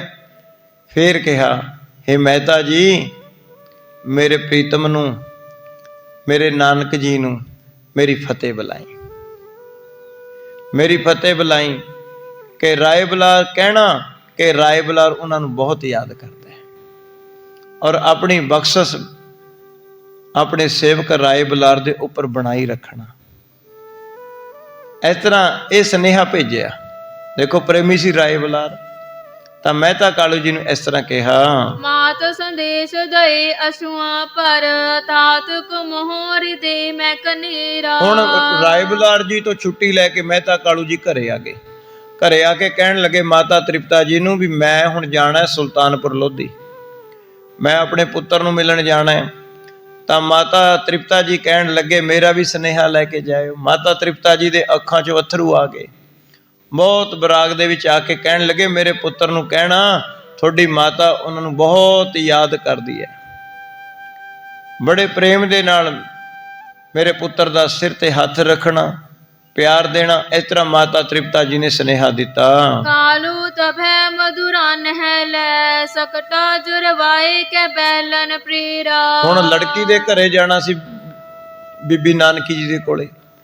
ਮਹਿਤਾ ਕਾਲੂ ਜੀ ਨੇ ਕੁਝ ਮਠਿਆਈ ਲਈ, ਕੁਝ ਕੱਪੜਾ ਲਿਆ ਤੇ ਉਹ ਸਾਰਾ ਸਮਾਨ ਗੱਡੇ ਉੱਪਰ ਰਖਾ ਕੇ ਸੁਲਤਾਨਪੁਰ ਲੋਧੀ ਵੱਲ ਚੱਲ ਪਏ। ਪੰਥ ਕੋ ਛੋਰ ਸਬੈ ਕਰਮ ਸੋਪੁਰ ਪ੍ਰਾਪਤ ਪਾਸੁ ਤੇ ਆਪਨ ਹੀਰਾ। ਹੁਣ ਹੌਲੀ ਹੌਲੀ ਸਾਰਾ ਪੰਥ ਆਪਣਾ ਰਸਤਾ ਮੁਕਾਉਂਦੇ ਹੋਏ ਮਹਿਤਾ ਕਾਲੂ ਜੀ ਗੱਡੇ ਤੇ ਸਵਾਰ ਹੋ ਕੇ ਸੁਲਤਾਨਪੁਰ ਲੋਧੀ ਪਹੁੰਚ ਗਏ। ਹਾੜ ਕੀਓ ਸਕਟਾਤ ਹੈ ਥਾਨ ਤਰੈ ਉਤਰਿਓ ਉਰ ਮੋਹ ਵਧੇਰਾ।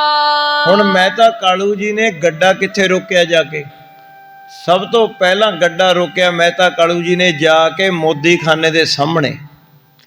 ਜਦੋਂ ਮੋਦੀ ਖਾਨੇ ਦੇ ਸਾਹਮਣੇ ਗੱਡਾ ਰੋਕਿਆ ਮਹਿਤਾ ਕਾਲੂ ਜੀ ਨੇ, ਦੇਖਿਆ ਵੀ ਮੋਦੀ ਖਾਨੇ ਦੇ ਮੂਹਰੇ ਲਾਈਨਾਂ ਲੱਗੀ ਪਈਆਂ ਨੇ, ਬਹੁਤ ਦੁਨੀਆ ਸਮਾਨ ਲੈਣ ਵਾਲੀ ਖੜੀ ਹੈ, ਬਾਰੀ ਨਹੀਂ ਆਉਂਦੀ, ਲੰਬੀਆਂ ਲੰਬੀਆਂ ਕਤਾਰਾਂ ਲੱਗੀਆਂ ਨੇ। ਔਰ ਧੰਨ ਸਾਹਿਬ ਸ੍ਰੀ ਗੁਰੂ ਨਾਨਕ ਦੇਵ ਜੀ ਮਹਾਰਾਜ ਜੀ ਫਟਾਫਟ ਸਮਾਨ ਵੰਡੀ ਜਾਂਦੇ ਨੇ। ਔਰ ਭਾਈ ਬਾਲਾ ਜੀ ਫੜਾ ਰਿਹਾ, ਮਹਾਰਾਜ ਜੀ ਵੰਡੀ ਜਾਂਦੇ। ਕਹੋ ਭਾਈ ਸਤ ਕਰਤਾਰ, ਕਹੋ ਭਾਈ ਸਤ ਕਰਤਾਰ। ਹੁਣ ਉਸ ਵੇਲੇ ਲਿਫਾਫੇ ਲਫੂਫੇ ਤਾਂ ਨਹੀਂ ਹੁੰਦੇ, ਇਸ ਤਰ੍ਹਾਂ ਕੋਈ ਮੋਢੇ ਤੇ ਚਾਦਰਾ ਜਾਂ ਚਾਦਰ ਜਾਂ ਇਸ ਤਰ੍ਹਾਂ ਕੋਈ ਝੋਲੀ ਬਣਾਈ ਹੁੰਦੀ, ਤਾਂ ਮਹਾਰਾਜ ਜੀ ਨੇ ਕਹਿਣਾ ਭਾਈ ਕਹੋ ਸਤ ਕਰਤਾਰ, ਕਹਿ ਕੇ ਉਹਦੀ ਝੋਲੀ ਦੇ ਵਿੱਚ ਉਹੀ ਵਸਤੂ ਪਾ ਦੇ। ਮਿੱਠਾ ਮੰਗਿਆ ਮਿੱਠਾ ਪਾਤਾ, ਕਿਸੇ ਨੇ ਛੋਲੇ ਮੰਗੇ ਛੋਲੇ ਪਾਤੇ, ਕੋਈ ਹੋਰ ਆਟਾ ਮੰਗਿਆ ਤਾਂ ਆਟਾ ਪਾਤਾ। ਅੱਜ ਕੱਲ੍ਹ ਵਾਲੀ ਅਡੰਬਰਬਾਜੀ ਤਾਂ ਨਹੀਂ ਸੀ ਵੀ ਜਿਹੜਾ ਅੱਜ ਕੱਲ੍ਹ ਸਮਾਨ ਹੁੰਦਾ ਸੌਦੇ ਦੀ ਲਿਸਟ, ਸਾਦਾ ਜਿਹਾ ਕੰਮ ਸੀ, ਸਾਦਾ ਜਿਹਾ ਖਾਣਾ। ਸੋ ਇਸ ਤਰ੍ਹਾਂ ਕਰਕੇ ਮਹਾਰਾਜ ਜੀ ਕਹੋ ਭਾਈ ਸਤ ਕਰਤਾਰ ਕਹਿ ਕੇ ਪਾ ਦਿੰਦੇ। ਘਰੇ ਜਾ ਕੇ ਅਗਲਾ ਤੋਲਦਾ, ਵਸਤੂ ਪੂਰੀ ਨਿਕਲਦੀ ਜਿੰਨੀ ਮੰਗਦਾ ਸੀ। ਸੋ ਇਸ ਤਰ੍ਹਾਂ ਦਾ ਸੀ ਇਹ ਗੱਲ। ਜਦੋਂ ਮਹਿਤਾ ਕਾਲੂ ਜੀ ਨੇ ਆਪਣੀ ਅੱਖੀਂ ਦੇਖਿਆ ਵੀ ਮੋਦੀ ਖਾਨੇ ਦਾ ਕੰਮ ਤਾਂ ਬਹੁਤ ਚੱਲ ਰਿਹਾ, ਗਾਹਕ ਤਾਂ ਬਹੁਤ ਹੈ, ਲਾਈਨ ਲੱਗੀ ਖੜੀ ਹੈ। ਹੁਣ ਮਹਿਤਾ ਕਾਲੂ ਜੀ ਗੱਡੇ ਤੋਂ ਉਤਰ ਕੇ ਜਦੋਂ ਮੋਦੀ ਖਾਨੇ ਵੱਲ ਨੂੰ ਵਧੇ ਤਾਂ ਧੰਨ ਸਾਹਿਬ ਸ੍ਰੀ ਗੁਰੂ ਨਾਨਕ ਦੇਵ ਜੀ ਮਹਾਰਾਜ ਦੀ ਨਿਗਾਹ ਪੈ ਜਾਂਦੀ ਹੈ ਪਿਤਾ ਜੀ ਤੇ। ਹਾਂਜੀ। ਪੰਕਜ ਨੈਣ ਬਿਲੋਕ ਪਿਤਾ ਦਿਸ਼ ਤੋਰਨ ਧਾਏ ਕੇ ਕੀਨ ਪ੍ਰਣਾਮਾ। ਉਸੇ ਵੇਲੇ ਮੋਦੀ ਖਾਨੇ ਤੋਂ ਬਾਹਰ ਆ ਗਏ ਮਹਾਰਾਜ ਜੀ। ਬਾਹਰ ਆ ਕੇ ਪਿਤਾ ਜੀ ਨੂੰ ਸਾਹਮਣੇ ਆਂਦੇ ਦੇਖ ਕੇ ਮੂਹਰੋਂ ਜਾ ਕੇ ਆਪਣੇ ਪਿਤਾ ਜੀ ਨੂੰ ਮਿਲੇ। ਔਰ ਜਾ ਕੇ ਧੰਨ ਸਾਹਿਬ ਸ੍ਰੀ ਗੁਰੂ ਨਾਨਕ ਦੇਵ ਜੀ ਮਹਾਰਾਜ ਜੀ ਨੇ ਮਹਿਤਾ ਕਾਲੂ ਜੀ ਦੇ ਚਰਨਾਂ ਨੂੰ ਹੱਥ ਲਾਇਆ, ਨਮਸਕਾਰ ਕਰੀ। ਕਾਲੂ ਉਠਾਏ ਲਿਓ ਪੁਜ ਕੋ ਗਹਿ ਕੰਠ ਲਗਾਏ ਭਲੇ ਸੁਖ ਧਮ। ਹੁਣ ਮਹਿਤਾ ਕਾਲੂ ਜੀ ਨੇ ਦੋਵੇਂ ਬਾਹਾਂ ਤੋਂ ਫੜ ਕੇ, ਆਪਣੇ ਹੱਥਾਂ ਨਾਲ ਦੋਵੇਂ ਡੌਲਿਆਂ ਤੋਂ ਫੜ ਕੇ ਮਹਾਰਾਜ ਜੀ ਨੂੰ ਉੱਪਰ ਕਰਕੇ ਜੱਫੀ ਪਾ ਲਈ। ਜਿਸ ਤਰ੍ਹਾਂ ਆਮ ਕੋਈ ਚਰਨੀ ਹੱਥ ਲਾਵੇ ਨਾ ਤੇ ਉਹਨੂੰ ਉਠਾਲ ਕੇ, ਇਸ ਤਰ੍ਹਾਂ ਉਠਾਲ ਕੇ ਆਪਾਂ ਗਲ ਬੱਕੜੀ ਦੇ ਵਿੱਚ ਲੈ ਲਈਏ, ਇਸ ਤਰ੍ਹਾਂ ਮਹਿਤਾ ਕਾਲੂ ਜੀ ਨੇ ਕੀਤਾ। ਪੁਨ ਬੰਧਨ ਜਾਏ ਕਰੀ ਗੁਰ ਅੰਗਦ ਜੀ ਸੁਨ ਪੂਰਨ ਕਾਮ। ਤਾਂ ਇਸ ਪ੍ਰਕਾਰ ਧੰਨ ਸਾਹਿਬ ਸ੍ਰੀ ਗੁਰੂ ਨਾਨਕ ਦੇਵ ਜੀ ਮਹਾਰਾਜ ਜੀ ਨੂੰ ਮਹਿਤਾ ਕਾਲੂ ਜੀ ਨੇ ਆਪਣੇ ਗਲਵੱਕੜੀ ਦੇ ਵਿੱਚ ਲੈ ਲਿਆ। ਬੜਾ ਪਿਆਰ ਕਰਦੇ ਨੇ ਮਹਿਤਾ ਕਾਲੂ ਜੀ, ਪਿਆਰ ਕਰਦੇ ਨੇ, ਮੱਥਾ ਚੁੰਮਿਆ, ਗਲਵੱਕੜੀ ਦੇ ਵਿੱਚ ਲੈ ਲਿਆ। ਹੁਣ ਭਾਈ ਬਾਲਾ ਜੀ ਕਹਿਣ ਲੱਗਿਆ, ਹੇ ਗੁਰੂ ਅੰਗਦ ਦੇਵ ਜੀ, ਸਾਖੀ ਸੁਣਾ ਰਿਹਾ ਨਾ ਭਾਈ ਬਾਲਾ ਜੀ, ਕਹਿਣ ਲੱਗਿਆ, ਹੇ ਗੁਰੂ ਅੰਗਦ ਦੇਵ ਜੀ, ਉਸ ਵੇਲੇ ਮੈਂ ਵੀ ਦੇਖਿਆ ਕਿ ਮਹਿਤਾ ਕਾਲੂ ਜੀ ਬੜਾ ਪਿਆਰ ਕਰ ਰਹੇ ਨੇ ਧੰਨ ਸਾਹਿਬ ਸ੍ਰੀ ਗੁਰੂ ਨਾਨਕ ਦੇਵ ਜੀ ਮਹਾਰਾਜ ਜੀ ਨੂੰ ਆਪਣੀ ਗਲਵੱਕੜੀ ਵਿੱਚ ਲੈ ਕੇ। ਪੂਜ ਕੈ ਛੇਮ ਸਰੀਰ ਕੀ ਤਾਂ ਛਿਨ ਬੈਸਿਓ ਪ੍ਰਿਅੰਕ ਪਹਿਲੇ ਅਬਿਰਾਮਾ। ਸੁਖ ਸਾਂਦ ਪੁੱਛ ਕੇ ਮਹਿਤਾ ਕਾਲੂ ਜੀ ਕਹਿਣ ਲੱਗੇ ਅੰਦਰ ਆ ਗਏ, ਮੋਦੀ ਖਾਨੇ ਦੇ ਅੰਦਰ ਵੜ ਆਏ ਤੇ ਉੱਥੇ ਪਲੰਘ ਸੀ, ਪਲੰਘ ਦੇ ਉੱਪਰ ਬੈਠ ਜਾਂਦੇ ਨੇ ਤੇ ਧੰਨ ਸਾਹਿਬ ਸ੍ਰੀ ਗੁਰੂ ਨਾਨਕ ਦੇਵ ਜੀ ਮਹਾਰਾਜ ਉਸੇ ਤਰ੍ਹਾਂ ਜੋ ਕੋਈ ਕਹਿੰਦਾ ਹੈ ਤੇ ਉਹਨੂੰ ਪਾਈ ਜਾਂਦੇ ਨੇ। ਹੁਣ ਬੜੇ ਧਿਆਨ ਦੇ ਨਾਲ ਦੇਖਦੇ ਨੇ, ਅੰਦਰੋਂ ਅੰਦਰ ਝੂਰੀ ਵੀ ਜਾਂਦੇ ਨੇ ਵੀ ਕੋਈ ਨਾਪ ਨਹੀਂ, ਤੋਲ ਨਹੀਂ, ਤੇ ਕੋਈ ਪੈਸਾ ਦੇ ਦਿੰਦਾ, ਗਿਣਨੇ ਨਹੀਂ ਵੀ ਕਿੰਨੇ ਦਿੱਤੇ ਨੇ, ਲਿਆ ਭਾਈ ਰੱਖ ਲੈ, 1 ਟਕਾ 2 ਟਕਾ ਦੇ, ਤਾਂ ਇਹ ਨਹੀਂ ਦੱਸਣਾ ਵੀ ਸੌਦਾ ਇੰਨੇ ਦਾ, ਲਿਆ ਭਾਈ, ਉਹਦੇ ਵਿੱਚ ਕਹੋ ਭਾਈ ਸਤ ਕਰਤਾਰ। ਦੇਖ ਦੇਖ ਕੇ ਹੈਰਾਨ ਹੋਈ ਜਾਂਦੇ ਨੇ। ਭਾਈ ਬਾਲਾ ਜੀ ਕਦੇ ਧੰਨ ਸਾਹਿਬ ਸ੍ਰੀ ਗੁਰੂ ਨਾਨਕ ਦੇਵ ਜੀ ਮਹਾਰਾਜ ਵੱਲ ਦੇਖਦਾ ਤੇ ਕਦੇ ਮਹਿਤਾ ਜੀ ਵੱਲ, ਮਹਿਤਾ ਕਾਲੂ ਜੀ ਵੱਲ ਦੇਖਦਾ ਵੀ ਗੁੱਸਾ ਕਰਨਗੇ, ਇੱਥੇ ਤਾਂ ਹੁਣ ਝਗੜਾ ਹੋਇਆ, ਲਿਓ ਪਤਾ ਸੀ ਭਾਈ ਬਾਲੇ ਜੀ ਨੂੰ। ਪਰ ਮਹਾਰਾਜ ਜੀ ਦੀ ਇਹੀ ਚਾਲੀ ਰਹੀ। ਮਹਾਰਾਜ ਜੀ ਸੌਦਾ ਪਾਈ ਗਏ, ਤੋਰੀ ਗਏ, ਪਾਈ ਗਏ, ਤੋਰੀ ਗਏ ਫਟਾਫਟ। ਖੈਰ ਉਹਨਾਂ ਨੇ ਫਿਰ ਨਿਗਾਹ ਪਾਈ ਮੋਦੀ ਖਾਨੇ ਦੇ ਵਿੱਚ, ਦੇਖਿਆ ਭੰਡਾਰੇ ਭਰੇ ਪਏ ਨੇ, ਥੈਲਿਆਂ ਦੇ ਥੈਲੇ ਵਸਤੂਆਂ ਪਈਆਂ ਨੇ। ਸੋਚਿਆ ਵੀ ਜੇਕਰ ਇਹ ਇਸ ਤਰ੍ਹਾਂ ਹੀ ਲਟਾਏ ਤਾਂ ਫਿਰ ਖਜ਼ਾਨੇ ਵਿੱਚੋਂ ਵਸਤੂ ਘਟਣੀ ਚਾਹੀਦੀ ਸੀ। ਖਜ਼ਾਨਾ ਵੀ ਭਰਪੂਰ ਹੈ, ਕਮਾਈ ਤਾਂ ਚੰਗੀ ਕਰ ਰਹੇ ਨੇ। ਹੁਣ ਸਿਆਣਾ ਸੀ, ਪਟਵਾਰੀ ਸੀ, ਆਖਰਕਾਰ ਲਿਖਤ ਪੜ੍ਹਤ ਦੀ ਜਾਂਚ ਸੀ ਉਹਨਾਂ ਨੂੰ। ਸੋ ਇਸ ਤਰ੍ਹਾਂ ਮਹਿਤਾ ਕਾਲੂ ਜੀ ਜਦੋਂ ਬੜੇ ਗੌਰ ਦੇ ਨਾਲ ਦੇਖੀ ਜਾਂਦੇ ਹਨ, हाथ के साथ पलोसत माथ अनाथन नाथ को अंक बसाई। ਤਾਂ ਫਿਰ ਧੰਨ ਸਾਹਿਬ ਸ੍ਰੀ ਗੁਰੂ ਨਾਨਕ ਦੇਵ ਜੀ ਮਹਾਰਾਜ ਜੀ ਦੇ ਕੋਲੇ ਆ ਜਾਂਦੇ ਨੇ। ਜਿੱਥੇ ਸੌਦਾ ਪਾ ਰਹੇ ਨੇ ਮਹਾਰਾਜ ਜੀ ਖੜੇ ਨਾ, ਹੁਣ ਪਲੰਗ ਤੋਂ ਉੱਠ ਕੇ ਕੋਲੇ ਆ ਗਏ, ਸਿਰ ਤੇ ਹੱਥ ਫੇਰੀ ਜਾਂਦੇ ਨੇ, ਪੜੋਸੀ ਜਾਂਦੇ ਨੇ ਮਹਾਰਾਜ ਜੀ ਨੂੰ ਪਿਆਰ ਦੇ ਨਾਲ। मेल भयो बहु काल बिखे मन प्रीत नई की जई उपजाई। ਹੁਣ ਫਟਾਫਟ ਮਹਾਰਾਜ ਜੀ ਸੌਦਾ ਤੋਲੀ ਜਾਂਦੇ ਨੇ, ਖੁਸ਼ ਹੋ ਰਹੇ ਨੇ। ਮਹਿਤਾ ਕਾਲੂ ਜੀ ਵੀ ਬੜੀ ਲਾਗਤ ਲੱਗ ਰਹੀ ਹੈ। सौदा विशेख ही देख निखद्या मैं जान सपूत रहियो हर खाई। ਤਾਂ ਇਸ ਪ੍ਰਕਾਰ ਕਿਉਂਕਿ ਬੜੀ ਚਿਰਾਂ ਬਾਅਦ ਭਾਈ ਬਾਲਾ ਜੀ ਕਹਿੰਦੇ ਆਏ ਸੀ ਪਿਤਾ ਜੀ, ਇਸ ਕਰਕੇ ਪਿਆਰ ਵੀ ਬਹੁਤਾ ਜਤਾ ਰਹੇ ਸੀ। ਨਹੀਂ ਤਾਂ ਉੱਥੇ ਤਾਂ ਨਨਕਾਣਾ ਸਾਹਿਬ ਦੇ ਵਿੱਚ ਤਾਂ ਨਿੱਤੀ ਝਗੜਾ ਪਿਆ ਰਹਿੰਦਾ ਸੀ। ਹੁਣ ਅਕਸਰ ਪਰਿਵਾਰਾਂ 'ਚ ਹੁੰਦਾ ਹੀ ਹੈ ਵੀ ਜਦੋਂ ਬਾਪ ਪੁੱਤ ਦੇ ਵਿੱਚ ਭਾਵੇਂ ਕਿੰਨਾ ਹੀ ਝਗੜਾ ਹੋਇਆ ਹੋਵੇ, ਕਾਫੀ ਟਾਈਮ ਮਗਰੋਂ ਮਿਲਣ ਤਾਂ ਬੜਾ ਪਿਆਰ ਜਤਾਉਂਦੇ ਨੇ। ਪਿਤਾ ਦਾ ਹਿਰਦਾ ਹੀ ਐਸਾ ਹੁੰਦਾ ਹੈ, ਮਾਂ ਪਿਓ ਦਾ ਮੋਹ ਹੁੰਦਾ ਹੈ ਤੇ ਮਾਂ ਪਿਓ ਦੇ ਅੰਦਰ ਪਿਆਰ ਹੀ ਹੁੰਦਾ। ਭਾਈ ਬਾਲਾ ਜੀ ਕਹਿੰਦੇ ਖੜੇ ਖੜੇ ਬੜਾ ਪਿਆਰ ਜਤਾ ਰਹੇ ਨੇ। ਤੇ ਭਾਈ ਬਾਲਾ ਜੀ ਕਹਿੰਦੇ ਮੈਂ ਖੜਾ ਦੇਖੀ ਜਾਨਾ ਵੀ ਹੁਣ ਗੱਲ ਵਿਗੜੀ, ਹੁਣ ਗੱਲ ਵਿਗੜੀ, ਵੀ ਗੱਲ ਤਾਂ ਵਿਗੜੂਗੀ। ਮਹਿਤਾ ਕਾਲੂ ਜੀ ਆਪਣੇ ਸੁਭਾਅ ਤੋਂ ਮਜਬੂਰ ਹਨ, ਉਹਨਾਂ ਨੇ ਝਗੜਾ ਕਰਨਾ ਹੀ ਕਰਨਾ ਹੈ, ਉਹਨਾਂ ਨੇ ਗਾਲਾਂ ਕੱਢਣੀਆਂ ਕੱਢਣੀਆਂ ਨੇ, ਵੀ ਇਹ ਪਿਆਰ ਕਿੰਨਾ ਚਿਰ ਚੱਲੂਗਾ। ਭਾਈ ਬਾਲਾ ਜੀ ਕਹਿੰਦੇ ਮੈਂ ਇਹ ਗੱਲ ਮੈਂ ਖੜਿਆ ਤੱਕਦਾ ਸੀ। ਤੇ ਇੰਨੇ ਦੇ ਵਿੱਚ ਮਹਾਰਾਜ ਜੀ ਨੂੰ ਪਿਆਰ ਕਰਦੇ ਕਰਦੇ कटिका जब बीत गई तह काल में कालू ने बानी अलाई। ਕਹਿੰਦੇ 2 ਘੜੀਆਂ ਵੈਸਾ ਪਿਆਰ ਕਰਦਿਆਂ ਨੂੰ ਬੀਤੀਆਂ, ਮਹਾਰਾਜ ਜੀ ਸਮਾਨ ਵੰਡੀ ਗਏ।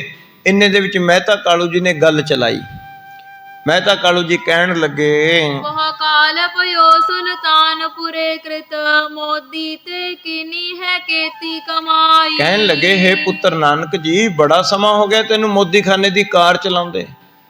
ਮੈਂ ਦੇਖ ਰਿਹਾ ਗਾਹਕ ਵੀ ਬਹੁਤ ਪੈ ਰਿਹਾ ਹੈ, ਲਾਈਨ ਲੱਗੀ ਪਈ ਹੈ, ਸਮਾਨ ਵੀ ਬੜਾ ਮੋਦੀ ਖਾਨੇ ਦੇ ਵਿੱਚ। ਪੁੱਤਰ ਕਿੰਨੇ ਕੁ ਪੈਸੇ ਇਕੱਠੇ ਕੀਤੇ ਨੇ, ਕਿੰਨੇ ਕੁ ਪੈਸੇ ਕਮਾਏ ਨੇ, ਬੱਚਤ ਦੇ ਵਿੱਚੋਂ ਕਿੰਨੀ ਕੁ ਪੂੰਜੀ ਜਮ੍ਹਾਂ ਕਰਕੇ ਰੱਖੀ ਹੈ। ਜਦੋਂ ਇਸ ਤਰ੍ਹਾਂ ਮਹਿਤਾ ਕਾਲੂ ਜੀ ਨੇ ਪੁੱਛਿਆ ਧੰਨ ਸਾਹਿਬ ਸ੍ਰੀ ਗੁਰੂ ਨਾਨਕ ਦੇਵ ਜੀ ਮਹਾਰਾਜ ਜੀ ਨੂੰ, सुन पंकज लोचन बैन पने बहु आन कमाई करी एह थाई। ਤਾਂ ਕਹਿਣ ਲੱਗੇ 10 ਪੁੱਤਰ ਇੱਥੇ ਆ ਕੇ ਕਿੰਨੀ ਕੁ ਕਮਾਈ ਕੀਤੀ ਹੈ, ਕਿੰਨਾ ਕੁ ਪੈਸਾ ਤੂੰ ਜੋੜਿਆ ਹੈ। रहे हाथ में आथ करे थिरता उतयावत है इतको चल जाई। ਹੁਣ ਸੁਨ ਪੰਕਜ ਲੋਚਨ ਬੈਨ ਭਨੇ ਬਹੁ ਆਨ ਕਮਾਈ ਕਰੀ ਇਹ ਥਾਈ। ਧੰਨ ਸਾਹਿਬ ਸ੍ਰੀ ਗੁਰੂ ਨਾਨਕ ਦੇਵ ਜੀ ਮਹਾਰਾਜ ਜੀ ਨੇ ਪਿਤਾ ਦਾ ਸਵਾਲ ਸੁਣ ਕੇ ਬੋਲੇ, ਆਪਣੇ ਬਹੁਤ ਮਿੱਠੇ ਲਹਿਜੇ ਦੇ ਵਿੱਚ ਕਿਹਾ, ਕਹਿਣ ਲੱਗੇ ਪਿਤਾ ਜੀ ਸੁਲਤਾਨਪੁਰ ਲੋਧੀ ਦੇ ਵਿੱਚ ਆ ਕੇ ਕਮਾਈ ਤਾਂ ਬਹੁਤ ਕੀਤੀ ਹੈ, ਬਹੁਤ ਕਮਾਈ ਕੀਤੀ ਹੈ। ਇਸ ਤਰ੍ਹਾਂ ਜਦੋਂ ਮਹਾਰਾਜ ਜੀ ਨੇ ਕਿਹਾ, नह हाथ में आथ करे थिरता युत आवत है इतको चल जाई। ਪਰ ਪਿਤਾ ਜੀ ਗੱਲ ਇਉਂ ਹੈ ਵੀ ਮਾਇਆ ਇਕੱਠੀ ਨਹੀਂ ਕਰਕੇ ਅਸੀਂ ਰੱਖ ਸਕੇ। ਮਾਇਆ ਆਂਦੀ ਬਹੁਤ ਹੈ ਪਰ ਨਾਲ ਦੀ ਨਾਲ ਜਾਈ ਵੀ ਜਾਂਦੀ ਹੈ। ਮਾਇਆ ਆਈ ਜਾਂਦੀ ਹੈ, ਜਾਈ ਜਾਂਦੀ ਹੈ। ਪਿਛਲਾ ਸਮਾਨ ਵੰਡ ਦਿੰਦੇ ਹਾਂ, ਹੋਰ ਸਮਾਨ ਪਾ ਲੈਂਦੇ ਹਾਂ। ਮਾਇਆ ਆਂਦੀ ਵੀ ਬਹੁਤ ਹੈ, ਜਾਂਦੀ ਵੀ ਬਹੁਤ ਹੈ, ਪਰ ਅਸੀਂ ਇਕੱਠੀ ਕਰਕੇ ਨਹੀਂ ਰੱਖੀ। ਇਕੱਠੀ ਤਾਂ ਕਹਿੰਦੇ ਮਹਾਰਾਜ ਜੀ ਇੱਕ ਕੌਡੀ ਨਹੀਂ ਰੱਖੀ।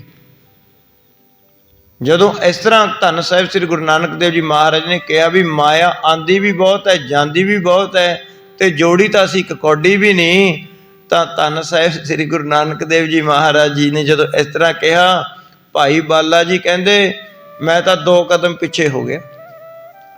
ਉਸੇ ਵੇਲੇ ਮੈਂ 2 ਕਦਮ ਪਿੱਛੇ ਹੋ ਗਿਆ। ਇਹ ਧੰਨ ਗੁਰੂ ਅੰਗਦ ਦੇਵ ਜੀ ਮਹਾਰਾਜ ਕਹਿਣ ਲੱਗੇ, ਸੁਣੋ ਮੈਂ ਫਿਰ ਉਦੋਂ ਤੁਹਾਨੂੰ ਬਿਰਤਾਂਤ ਸੁਣਾਉਣਾ। ਜਿੰਨਾ ਪਿਆਰ ਮਹਿਤਾ ਕਾਲੂ ਜੀ ਸਾਰਾ ਜਤਾ ਰਹੇ ਸੀ, ਕਦੇ ਸਿਰ ਪਰੋਸਦੇ, ਕਦੇ ਗਲਵੱਕੜੀ ਵਿੱਚ ਲੈਂਦੇ, ਕਦੇ ਪਿਆਰ ਦੇ ਨਾਲ ਬੋਲਦੇ। ਕਹਿਣ ਲੱਗੇ ਇੱਕਦਮ ਬਦਲ ਗਿਆ ਕੰਮ, ਇੱਕਦਮ ਹੀ ਮਹਿਤਾ ਕਾਲੂ ਜੀ ਗੁੱਸੇ ਦੇ ਵਿੱਚ ਆ ਜਾਂਦੇ ਹਨ। ਕਰ ਏਕ ਵਿਰਾਟਿਕਾ ਸੰਚ ਕਰੀ ਨਹਿ ਆਮਦ ਆਖਰ ਚੀ ਸਮਤਾਈ। ਧੰਨ ਸਾਹਿਬ ਸ੍ਰੀ ਗੁਰੂ ਨਾਨਕ ਦੇਵ ਜੀ ਨੇ ਕਿਹਾ ਕਿ ਹੇ ਪਿਤਾ ਜੀ, ਇੱਕ ਕੌਡੀ ਵੀ ਨਹੀਂ ਜੋੜ ਸਕੇ। ਧਨ ਆਂਦਾ ਵੀ ਹੈ, ਜਾਂਦਾ ਵੀ ਹੈ, ਖਰਚਾ ਹੀ ਬਹੁਤ ਹੈ। ਸਾਰਾ ਸਮਾਨ ਨਵਾਂ ਪਾ ਲੈਨੇ ਆ, ਪੁਰਾਣਾ ਜਿਹੜਾ ਚਲਿਆ ਜਾਂਦਾ। ਇਸ ਪ੍ਰਕਾਰ ਆਈ ਚਲਾਈ ਤਾਂ ਹੈ, ਪਰ ਅਸੀਂ ਇੱਕ ਕੌਡੀ ਨਹੀਂ ਧਨ ਦੀ ਜੋੜ ਸਕੇ। ਤੋਹਰਾ ਤਾਤ ਮੋਹ ਤ੍ਰਿਣ ਸੇਤ ਜਿਉ ਤ੍ਰਿਸ਼ਨਾ ਲਹਿਰ ਪ੍ਰਵਾਹੀ। ਕਹਿਣ ਲੱਗੇ ਮਹਿਤਾ ਕਾਲੂ ਜੀ ਦਾ ਸਾਰਾ ਪ੍ਰੇਮ ਇਸ ਤਰ੍ਹਾਂ ਰੁੜ ਗਿਆ ਜਿਵੇਂ ਤਿਰਸਨਾਲੂ ਆਦਮੀ ਦਾ ਧਨ ਸਾਰਾ ਕਿਤੇ ਪਾਣੀ 'ਚ ਰੁੜ ਜਾਵੇ ਤੇ ਕਿੰਨਾ ਮਨ ਦੁਖੀ ਹੋਵੇਗਾ ਉਸਦਾ। ਇਸ ਤਰ੍ਹਾਂ ਸਾਰਾ ਹੀ ਪਿਆਰ ਤ੍ਰਿਸ਼ਨਾ ਦੀ ਨਦੀ ਦੇ ਵਿੱਚ ਰੁੜ ਗਿਆ। ਇੱਕ ਹੈ ਬਾਰ ਬਹਾਈ ਸੁਰਹਾ ਨਾ ਖਚ ਮਨ ਮਾਹੀ। ਤਾਂ ਬੜਾ ਮਨ ਵਿੱਚ ਗੁੱਸਾ ਧਾਰਨ ਕਰਕੇ ਮਹਿਤਾ ਕਾਲੂ ਜੀ ਇਸ ਤਰ੍ਹਾਂ ਬੋਲੇ। ਸਵਇਆ ਸੁਨ ਸ਼ੋਨਨ ਮੈਂ ਮਨ ਰੋਸ ਕਨੋ ਮੁਖ ਬੈਨ ਪਨੇ ਤਨ ਰਾਖਨ ਹੇਤੂ। ਜਿਉਂ ਹੀ ਮਹਿਤਾ ਕਾਲੂ ਜੀ ਨੇ ਆਪਣੇ ਕੰਨਾਂ ਦੁਆਰਾ ਸੁਣਿਆ ਕਿ ਪਿਤਾ ਜੀ ਧਨ ਆਇਆ ਤਾਂ ਬਹੁਤ, ਪਰ ਸਾਡੇ ਹੱਥ 'ਚ ਟਿਕਦਾ ਨਹੀਂ, ਅਸੀਂ ਕੌਡੀ ਵੀ ਨਾ ਜੋੜੀ, ਤਾਂ ਇੱਕਦਮ ਮਹਿਤਾ ਕਾਲੂ ਜੀ ਗੁੱਸੇ ਵਿੱਚ ਭਰ ਜਾਂਦੇ ਹਨ। ਜਬ ਕੋ ਜਨਮਿਓ ਨਾ ਦਇਓ ਸੁਖ ਤੈ ਨਿਤ ਬਾਦ ਗਵਾਏ ਬਿਤੰਗ ਦੁਖ ਦੇ ਤੂ। ਉਸੇ ਵੇਲੇ ਮਹਿਤਾ ਕਾਲੂ ਜੀ ਕੌੜੇ ਬਚਨ ਲੱਗੇ, ਬੋਲਣ ਗੁੱਸੇ 'ਚ। ਕਹਿੰਦੇ ਤੁਸੀਂ ਜਨਮ ਲਿਆ ਨਾ, ਤੁਸੀਂ ਮੈਨੂੰ ਦੁਖੀਏ ਕੀਤਾ, ਤੁਸੀਂ ਨਹੀਂ ਮੈਨੂੰ ਕੋਈ ਧਨ ਦਾ 1 ਰੁਪਿਆ ਵੀ ਕਮਾ ਕੇ ਦੇਣਾ, ਕਦੇ ਵੀ ਨੁਕਸਾਨ ਹੀ ਨੁਕਸਾਨ ਕਰਦੇ ਹੋ। ਇਕ ਹੋਤ ਸਪੂਤ ਕਮਾਵਤ ਹੈ ਧਨ ਪਾਵਤ ਸੋਚ ਸਿਆਨ ਨਿਕੇਤੂ। ਕਹਿਣ ਲੱਗੇ ਦੇਖੋ ਦੁਨੀਆ ਦੇ ਮੁੰਡੇ ਧਨ ਕਮਾ ਕਮਾ ਕੇ ਆਪਣੇ ਪਿਤਾ ਦੇ ਹੱਥ ਤੇ ਰੱਖਦੇ ਨੇ, ਪਿਤਾ ਵੀ ਖੁਸ਼ ਹੁੰਦਾ, ਪਰਿਵਾਰ ਵੀ ਖੁਸ਼ ਹੁੰਦਾ, ਪਰ ਤੈਂ ਤਾਂ ਇਹ ਨਾਨਕ ਜੀ ਮੈਨੂੰ ਕਦੇ ਇੱਕ ਕੌਡੀ ਵੀ ਨਹੀਂ ਜੋੜ ਕੇ ਦਿੱਤੀ। ਸੁਧ ਮੂਲ ਨ ਭੂਲ ਕਰੀ ਕਬਹੂ ਮੁਝ ਤੇ ਪ੍ਰਤਿਕੂਲ ਰਹਿਓ ਅਨਚੇਤੂ। ਕਹਿਣ ਲੱਗੇ ਮਹਿਤਾ ਕਾਲੂ ਜੀ ਤੈਨੂੰ ਤਾਂ ਭੁੱਲ ਕੇ ਵੀ ਕਦੇ ਸੋਝੀ ਨਹੀਂ ਆਈ ਵੀ ਧਨ ਪਦਾਰਥ ਜੋੜਨਾ ਵੀ ਹੈ, ਆਪਣੇ ਪਿਤਾ ਦੇ ਹੱਥ ਤੇ ਪੈਸੇ ਵੀ ਰੱਖਣੇ ਨੇ, ਤੈਨੂੰ ਨਹੀਂ ਇਸ ਗੱਲ ਦੀ ਸਮਝ ਕਦੇ ਆ ਸਕਦੀ। ਸਾਲ ਵਿਸਾਲ ਬਿਤਿਓ ਕ੍ਰਿਤ ਮੋਦੀ ਮੈਂ ਏਕ ਵਿਰਾਟਿਕਾ ਪੀ ਨਾ ਖਟਾਈ। ਦੱਸ ਤੈਨੂੰ ਮੋਦੀ ਖਾਨੇ ਦੇ ਵਿੱਚ ਕੰਮ ਕਰਦਿਆਂ ਨੂੰ ਕਿੰਨਾ ਸਮਾਂ ਹੋ ਗਿਆ, ਤੂੰ ਅਜੇ ਤੱਕ ਇੱਕ ਕੌਡੀ ਵੀ ਨਾ ਜੋੜੀ। ਇਸ ਤਰ੍ਹਾਂ ਮਹਿਤਾ ਕਾਲੂ ਜੀ ਲੱਗੇ ਕਹਿਣ। ਮੋਸੋ ਕਿਉ ਬਹੁਤ ਰੋਸਤ ਬੈਠਿਗ ਤੂੰ ਹੀ ਰਹਿ ਤਨ ਦੀਨ ਗਵਾਈ। ਤਾਂ ਭਾਈ ਬਾਲਾ ਜੀ ਕਹਿੰਦੇ ਪਹਿਲਾਂ ਤਾਂ ਗੁਰੂ ਨਾਨਕ ਦੇਵ ਜੀ ਮਹਾਰਾਜ ਜੀ ਨੂੰ ਮਾੜਾ ਚੰਗਾ ਬੋਲਿਆ, ਬਹੁਤ ਦੁਰਵਚਨ ਬੋਲੇ। ਕਹਿੰਦੇ ਉਹ ਤੋਂ ਬਾਅਦ ਮੇਰੇ ਕੰਨੀ ਦੇਖ ਕੇ ਮਹਿਤਾ ਕਾਲੂ ਜੀ ਲੱਗੇ ਕਹਿਣ, ਕਿਉਂ ਭਾਈ ਬਾਲਾ ਤੂੰ ਸਮਝਾਉਂਦਾ ਕਿਉਂ ਨਹੀਂ? ਚਲੋ ਜੇ ਨਾਨਕ ਜੀ ਮਸਤਾਨਾ ਹੈ, ਤੂੰ ਤਾਂ ਸਿਆਣਾ ਹੈ, ਤੂੰ ਤਾਂ ਪੈਸੇ ਸਾਂਭ ਲੈਂਦਾ। ਭਾਈ ਬਾਲਾ ਜੀ ਕਹਿੰਦੇ ਮੈਨੂੰ ਖਿੱਚ ਕੇ ਪਏ ਮਹਿਤਾ ਕਾਲੂ ਜੀ, ਜਦੋਂ ਮੈਨੂੰ ਖਿੱਚ ਕੇ ਪਏ ਇਸ ਤਰ੍ਹਾਂ ਬੋਲਣ ਲੱਗ ਪਏ ਮੈਨੂੰ, ਤਾਂ ਫਿਰ ਭਾਈ ਬਾਲਾ ਜੀ ਕਹਿਣ ਲੱਗੇ ਹਾਂਜੀ। ਬਾਰਜ ਲੋਚਨ ਬੰਕ ਬਿਲੋਕ ਮੁਝੇ ਪਰ ਜਾਨਿਜ ਪੋਹੇ ਦਿਖਾਈ। ਕਹਿਣ ਲੱਗੇ ਮੈਂ ਅਜੇ ਕੁਝ ਬੋਲਣ ਲੱਗਿਆ ਸੀ। ਭਾਈ ਬਾਲਾ ਜੀ ਕਹਿੰਦੇ ਉਸੇ ਵੇਲੇ ਧੰਨ ਸਾਹਿਬ ਸ੍ਰੀ ਗੁਰੂ ਨਾਨਕ ਦੇਵ ਜੀ ਮਹਾਰਾਜ ਨੇ ਜਦੋਂ ਮੇਰੇ ਵੱਲ ਦੇਖਿਆ ਨਾ, ਕਹਿਣ ਲੱਗੇ ਮਹਿਤਾ ਕਾਲੂ ਜੀ ਦੇ ਕਹੇ ਹੋਏ ਬਚਨਾਂ ਦਾ ਜਿਹੜੇ ਮੇਰੇ ਮਨ ਵਿੱਚ ਰੋਸ ਆਇਆ ਸੀ, ਮੇਰਾ ਮਨ ਇੱਕਦਮ ਸ਼ਾਂਤ ਕਰ ਦਿੱਤਾ। ਧੰਨ ਸਾਹਿਬ ਸ੍ਰੀ ਗੁਰੂ ਨਾਨਕ ਦੇਵ ਜੀ ਮਹਾਰਾਜ ਨੇ ਮੇਰੇ ਵੱਲ ਕਹਿੰਦੇ ਇਸ ਤਰ੍ਹਾਂ ਮਾੜਾ ਜਿਹਾ ਟੇਢਾ ਝਾਂਕਿਆ, ਕਹਿੰਦਾ ਮੈਂ ਜੀ ਉਸੇ ਵੇਲੇ ਸ਼ਾਂਤ ਹੋ ਗਿਆ, ਮੈਂ ਚੁੱਪ ਕਰਕੇ ਖੜ ਗਿਆ। ਖੀਜਰਿ ਦੇ ਦੁਰਬੈਨ ਪਨੇ ਬਹੁਤ ਦੂਸ਼ਣ ਹੋਏ ਰਹੇ ਜਗ ਸਾਈ। ਬਹੁਤ ਕਹਿੰਦੇ ਮਹਿਤਾ ਕਾਲੂ ਜੀ ਨੇ ਦੁਰਬਚਨ ਬੋਲੇ, ਮੈਨੂੰ ਵੀ ਗਾਲਾਂ ਕੱਢੀਆਂ, ਬਾਲਾ ਜੀ ਕਹਿੰਦੇ ਮਹਾਰਾਜ ਜੀ ਨੂੰ ਵੀ ਕੱਢੀਆਂ। ਕਹਿੰਦੇ ਪਰ ਮਹਾਰਾਜ ਜੀ ਚੁੱਪ ਰਹੇ, ਬੋਲੇ ਨਹੀਂ, ਮੁਸਕਰਾਉਂਦੇ ਰਹੇ, ਪਰ ਕਹਿੰਦੇ ਕੋਈ ਬਚਨ ਨਹੀਂ ਬੋਲਿਆ। ਦੋਹਰਾ ਜੋ ਖੋਇਓ ਮਮਤਾਮ ਤੇ ਦੇਵੋ ਅਭੈ ਕਮਾਏ। ਕਹਿੰਦੇ ਮੈਨੂੰ ਤੇ ਧੰਨ ਸਾਹਿਬ ਸ੍ਰੀ ਗੁਰੂ ਨਾਨਕ ਦੇਵ ਜੀ ਮਹਾਰਾਜ ਨੂੰ ਮਹਿਤਾ ਕਾਲੂ ਜੀ ਕਹਿਣ ਲੱਗੇ ਜੋ ਵੀ ਜਿੰਨਾ ਵੀ ਪੈਸਾ ਤੁਸੀਂ ਗਵਾਇਆ ਨਾ, ਹੇ ਬਾਲਾ ਜੀ ਮੈਨੂੰ ਨਹੀਂ ਪਤਾ, ਸਾਰਾ ਪੈਸਾ ਇਕੱਠਾ ਕਰਕੇ ਮੈਨੂੰ ਚਾਹੀਦਾ ਹੈ, ਮੇਰੇ ਘਰ ਬਚਾ ਦੇ, ਜਿੰਨਾ ਮੇਰਾ ਅੱਜ ਤੱਕ ਨੁਕਸਾਨ ਕੀਤਾ ਤੁਸੀਂ ਦੋਨਾਂ ਨੇ ਰਲ ਕੇ।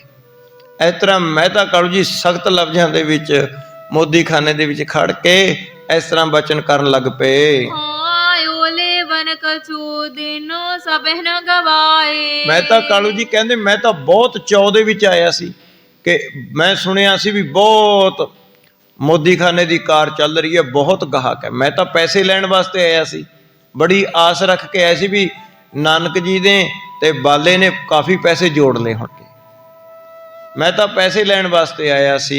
ਬੈਸ ਦਰੁਨ ਇਸ ਕੀ ਪਈ ਸਮਝ ਨ ਆਈ ਕੋਏ। ਦੱਸ ਕਹਿਣ ਲੱਗੇ ਇੰਨੀ ਉਮਰ ਹੋ ਗਈ ਹੈ, ਜਵਾਨ ਹੋ ਗਿਆ ਨਾਨਕ ਜੀ, ਅਜੇ ਤੱਕ ਤੈਨੂੰ ਧਨ ਜੋੜਨ ਦੀ ਸਮਝ ਨਾ ਆਈ। ਪਾਛਲ ਜੈਸੀ ਮਤ ਰਹੀ ਹਾਨ ਲਾਭ ਸਮਦੋਏ। ਪਹਿਲਾਂ ਵਰਗੀ ਤੁਹਾਡੀ ਸਮਝ ਹੈ, ਪਹਿਲਾਂ ਵਰਗੀ ਤੁਹਾਡੀ ਮੱਤ ਹੈ, ਤੁਹਾਨੂੰ ਲਾਭ ਤੇ ਹਾਨੀ ਦੀ ਕੋਈ ਫਿਕਰ ਨਹੀਂ ਹੈ।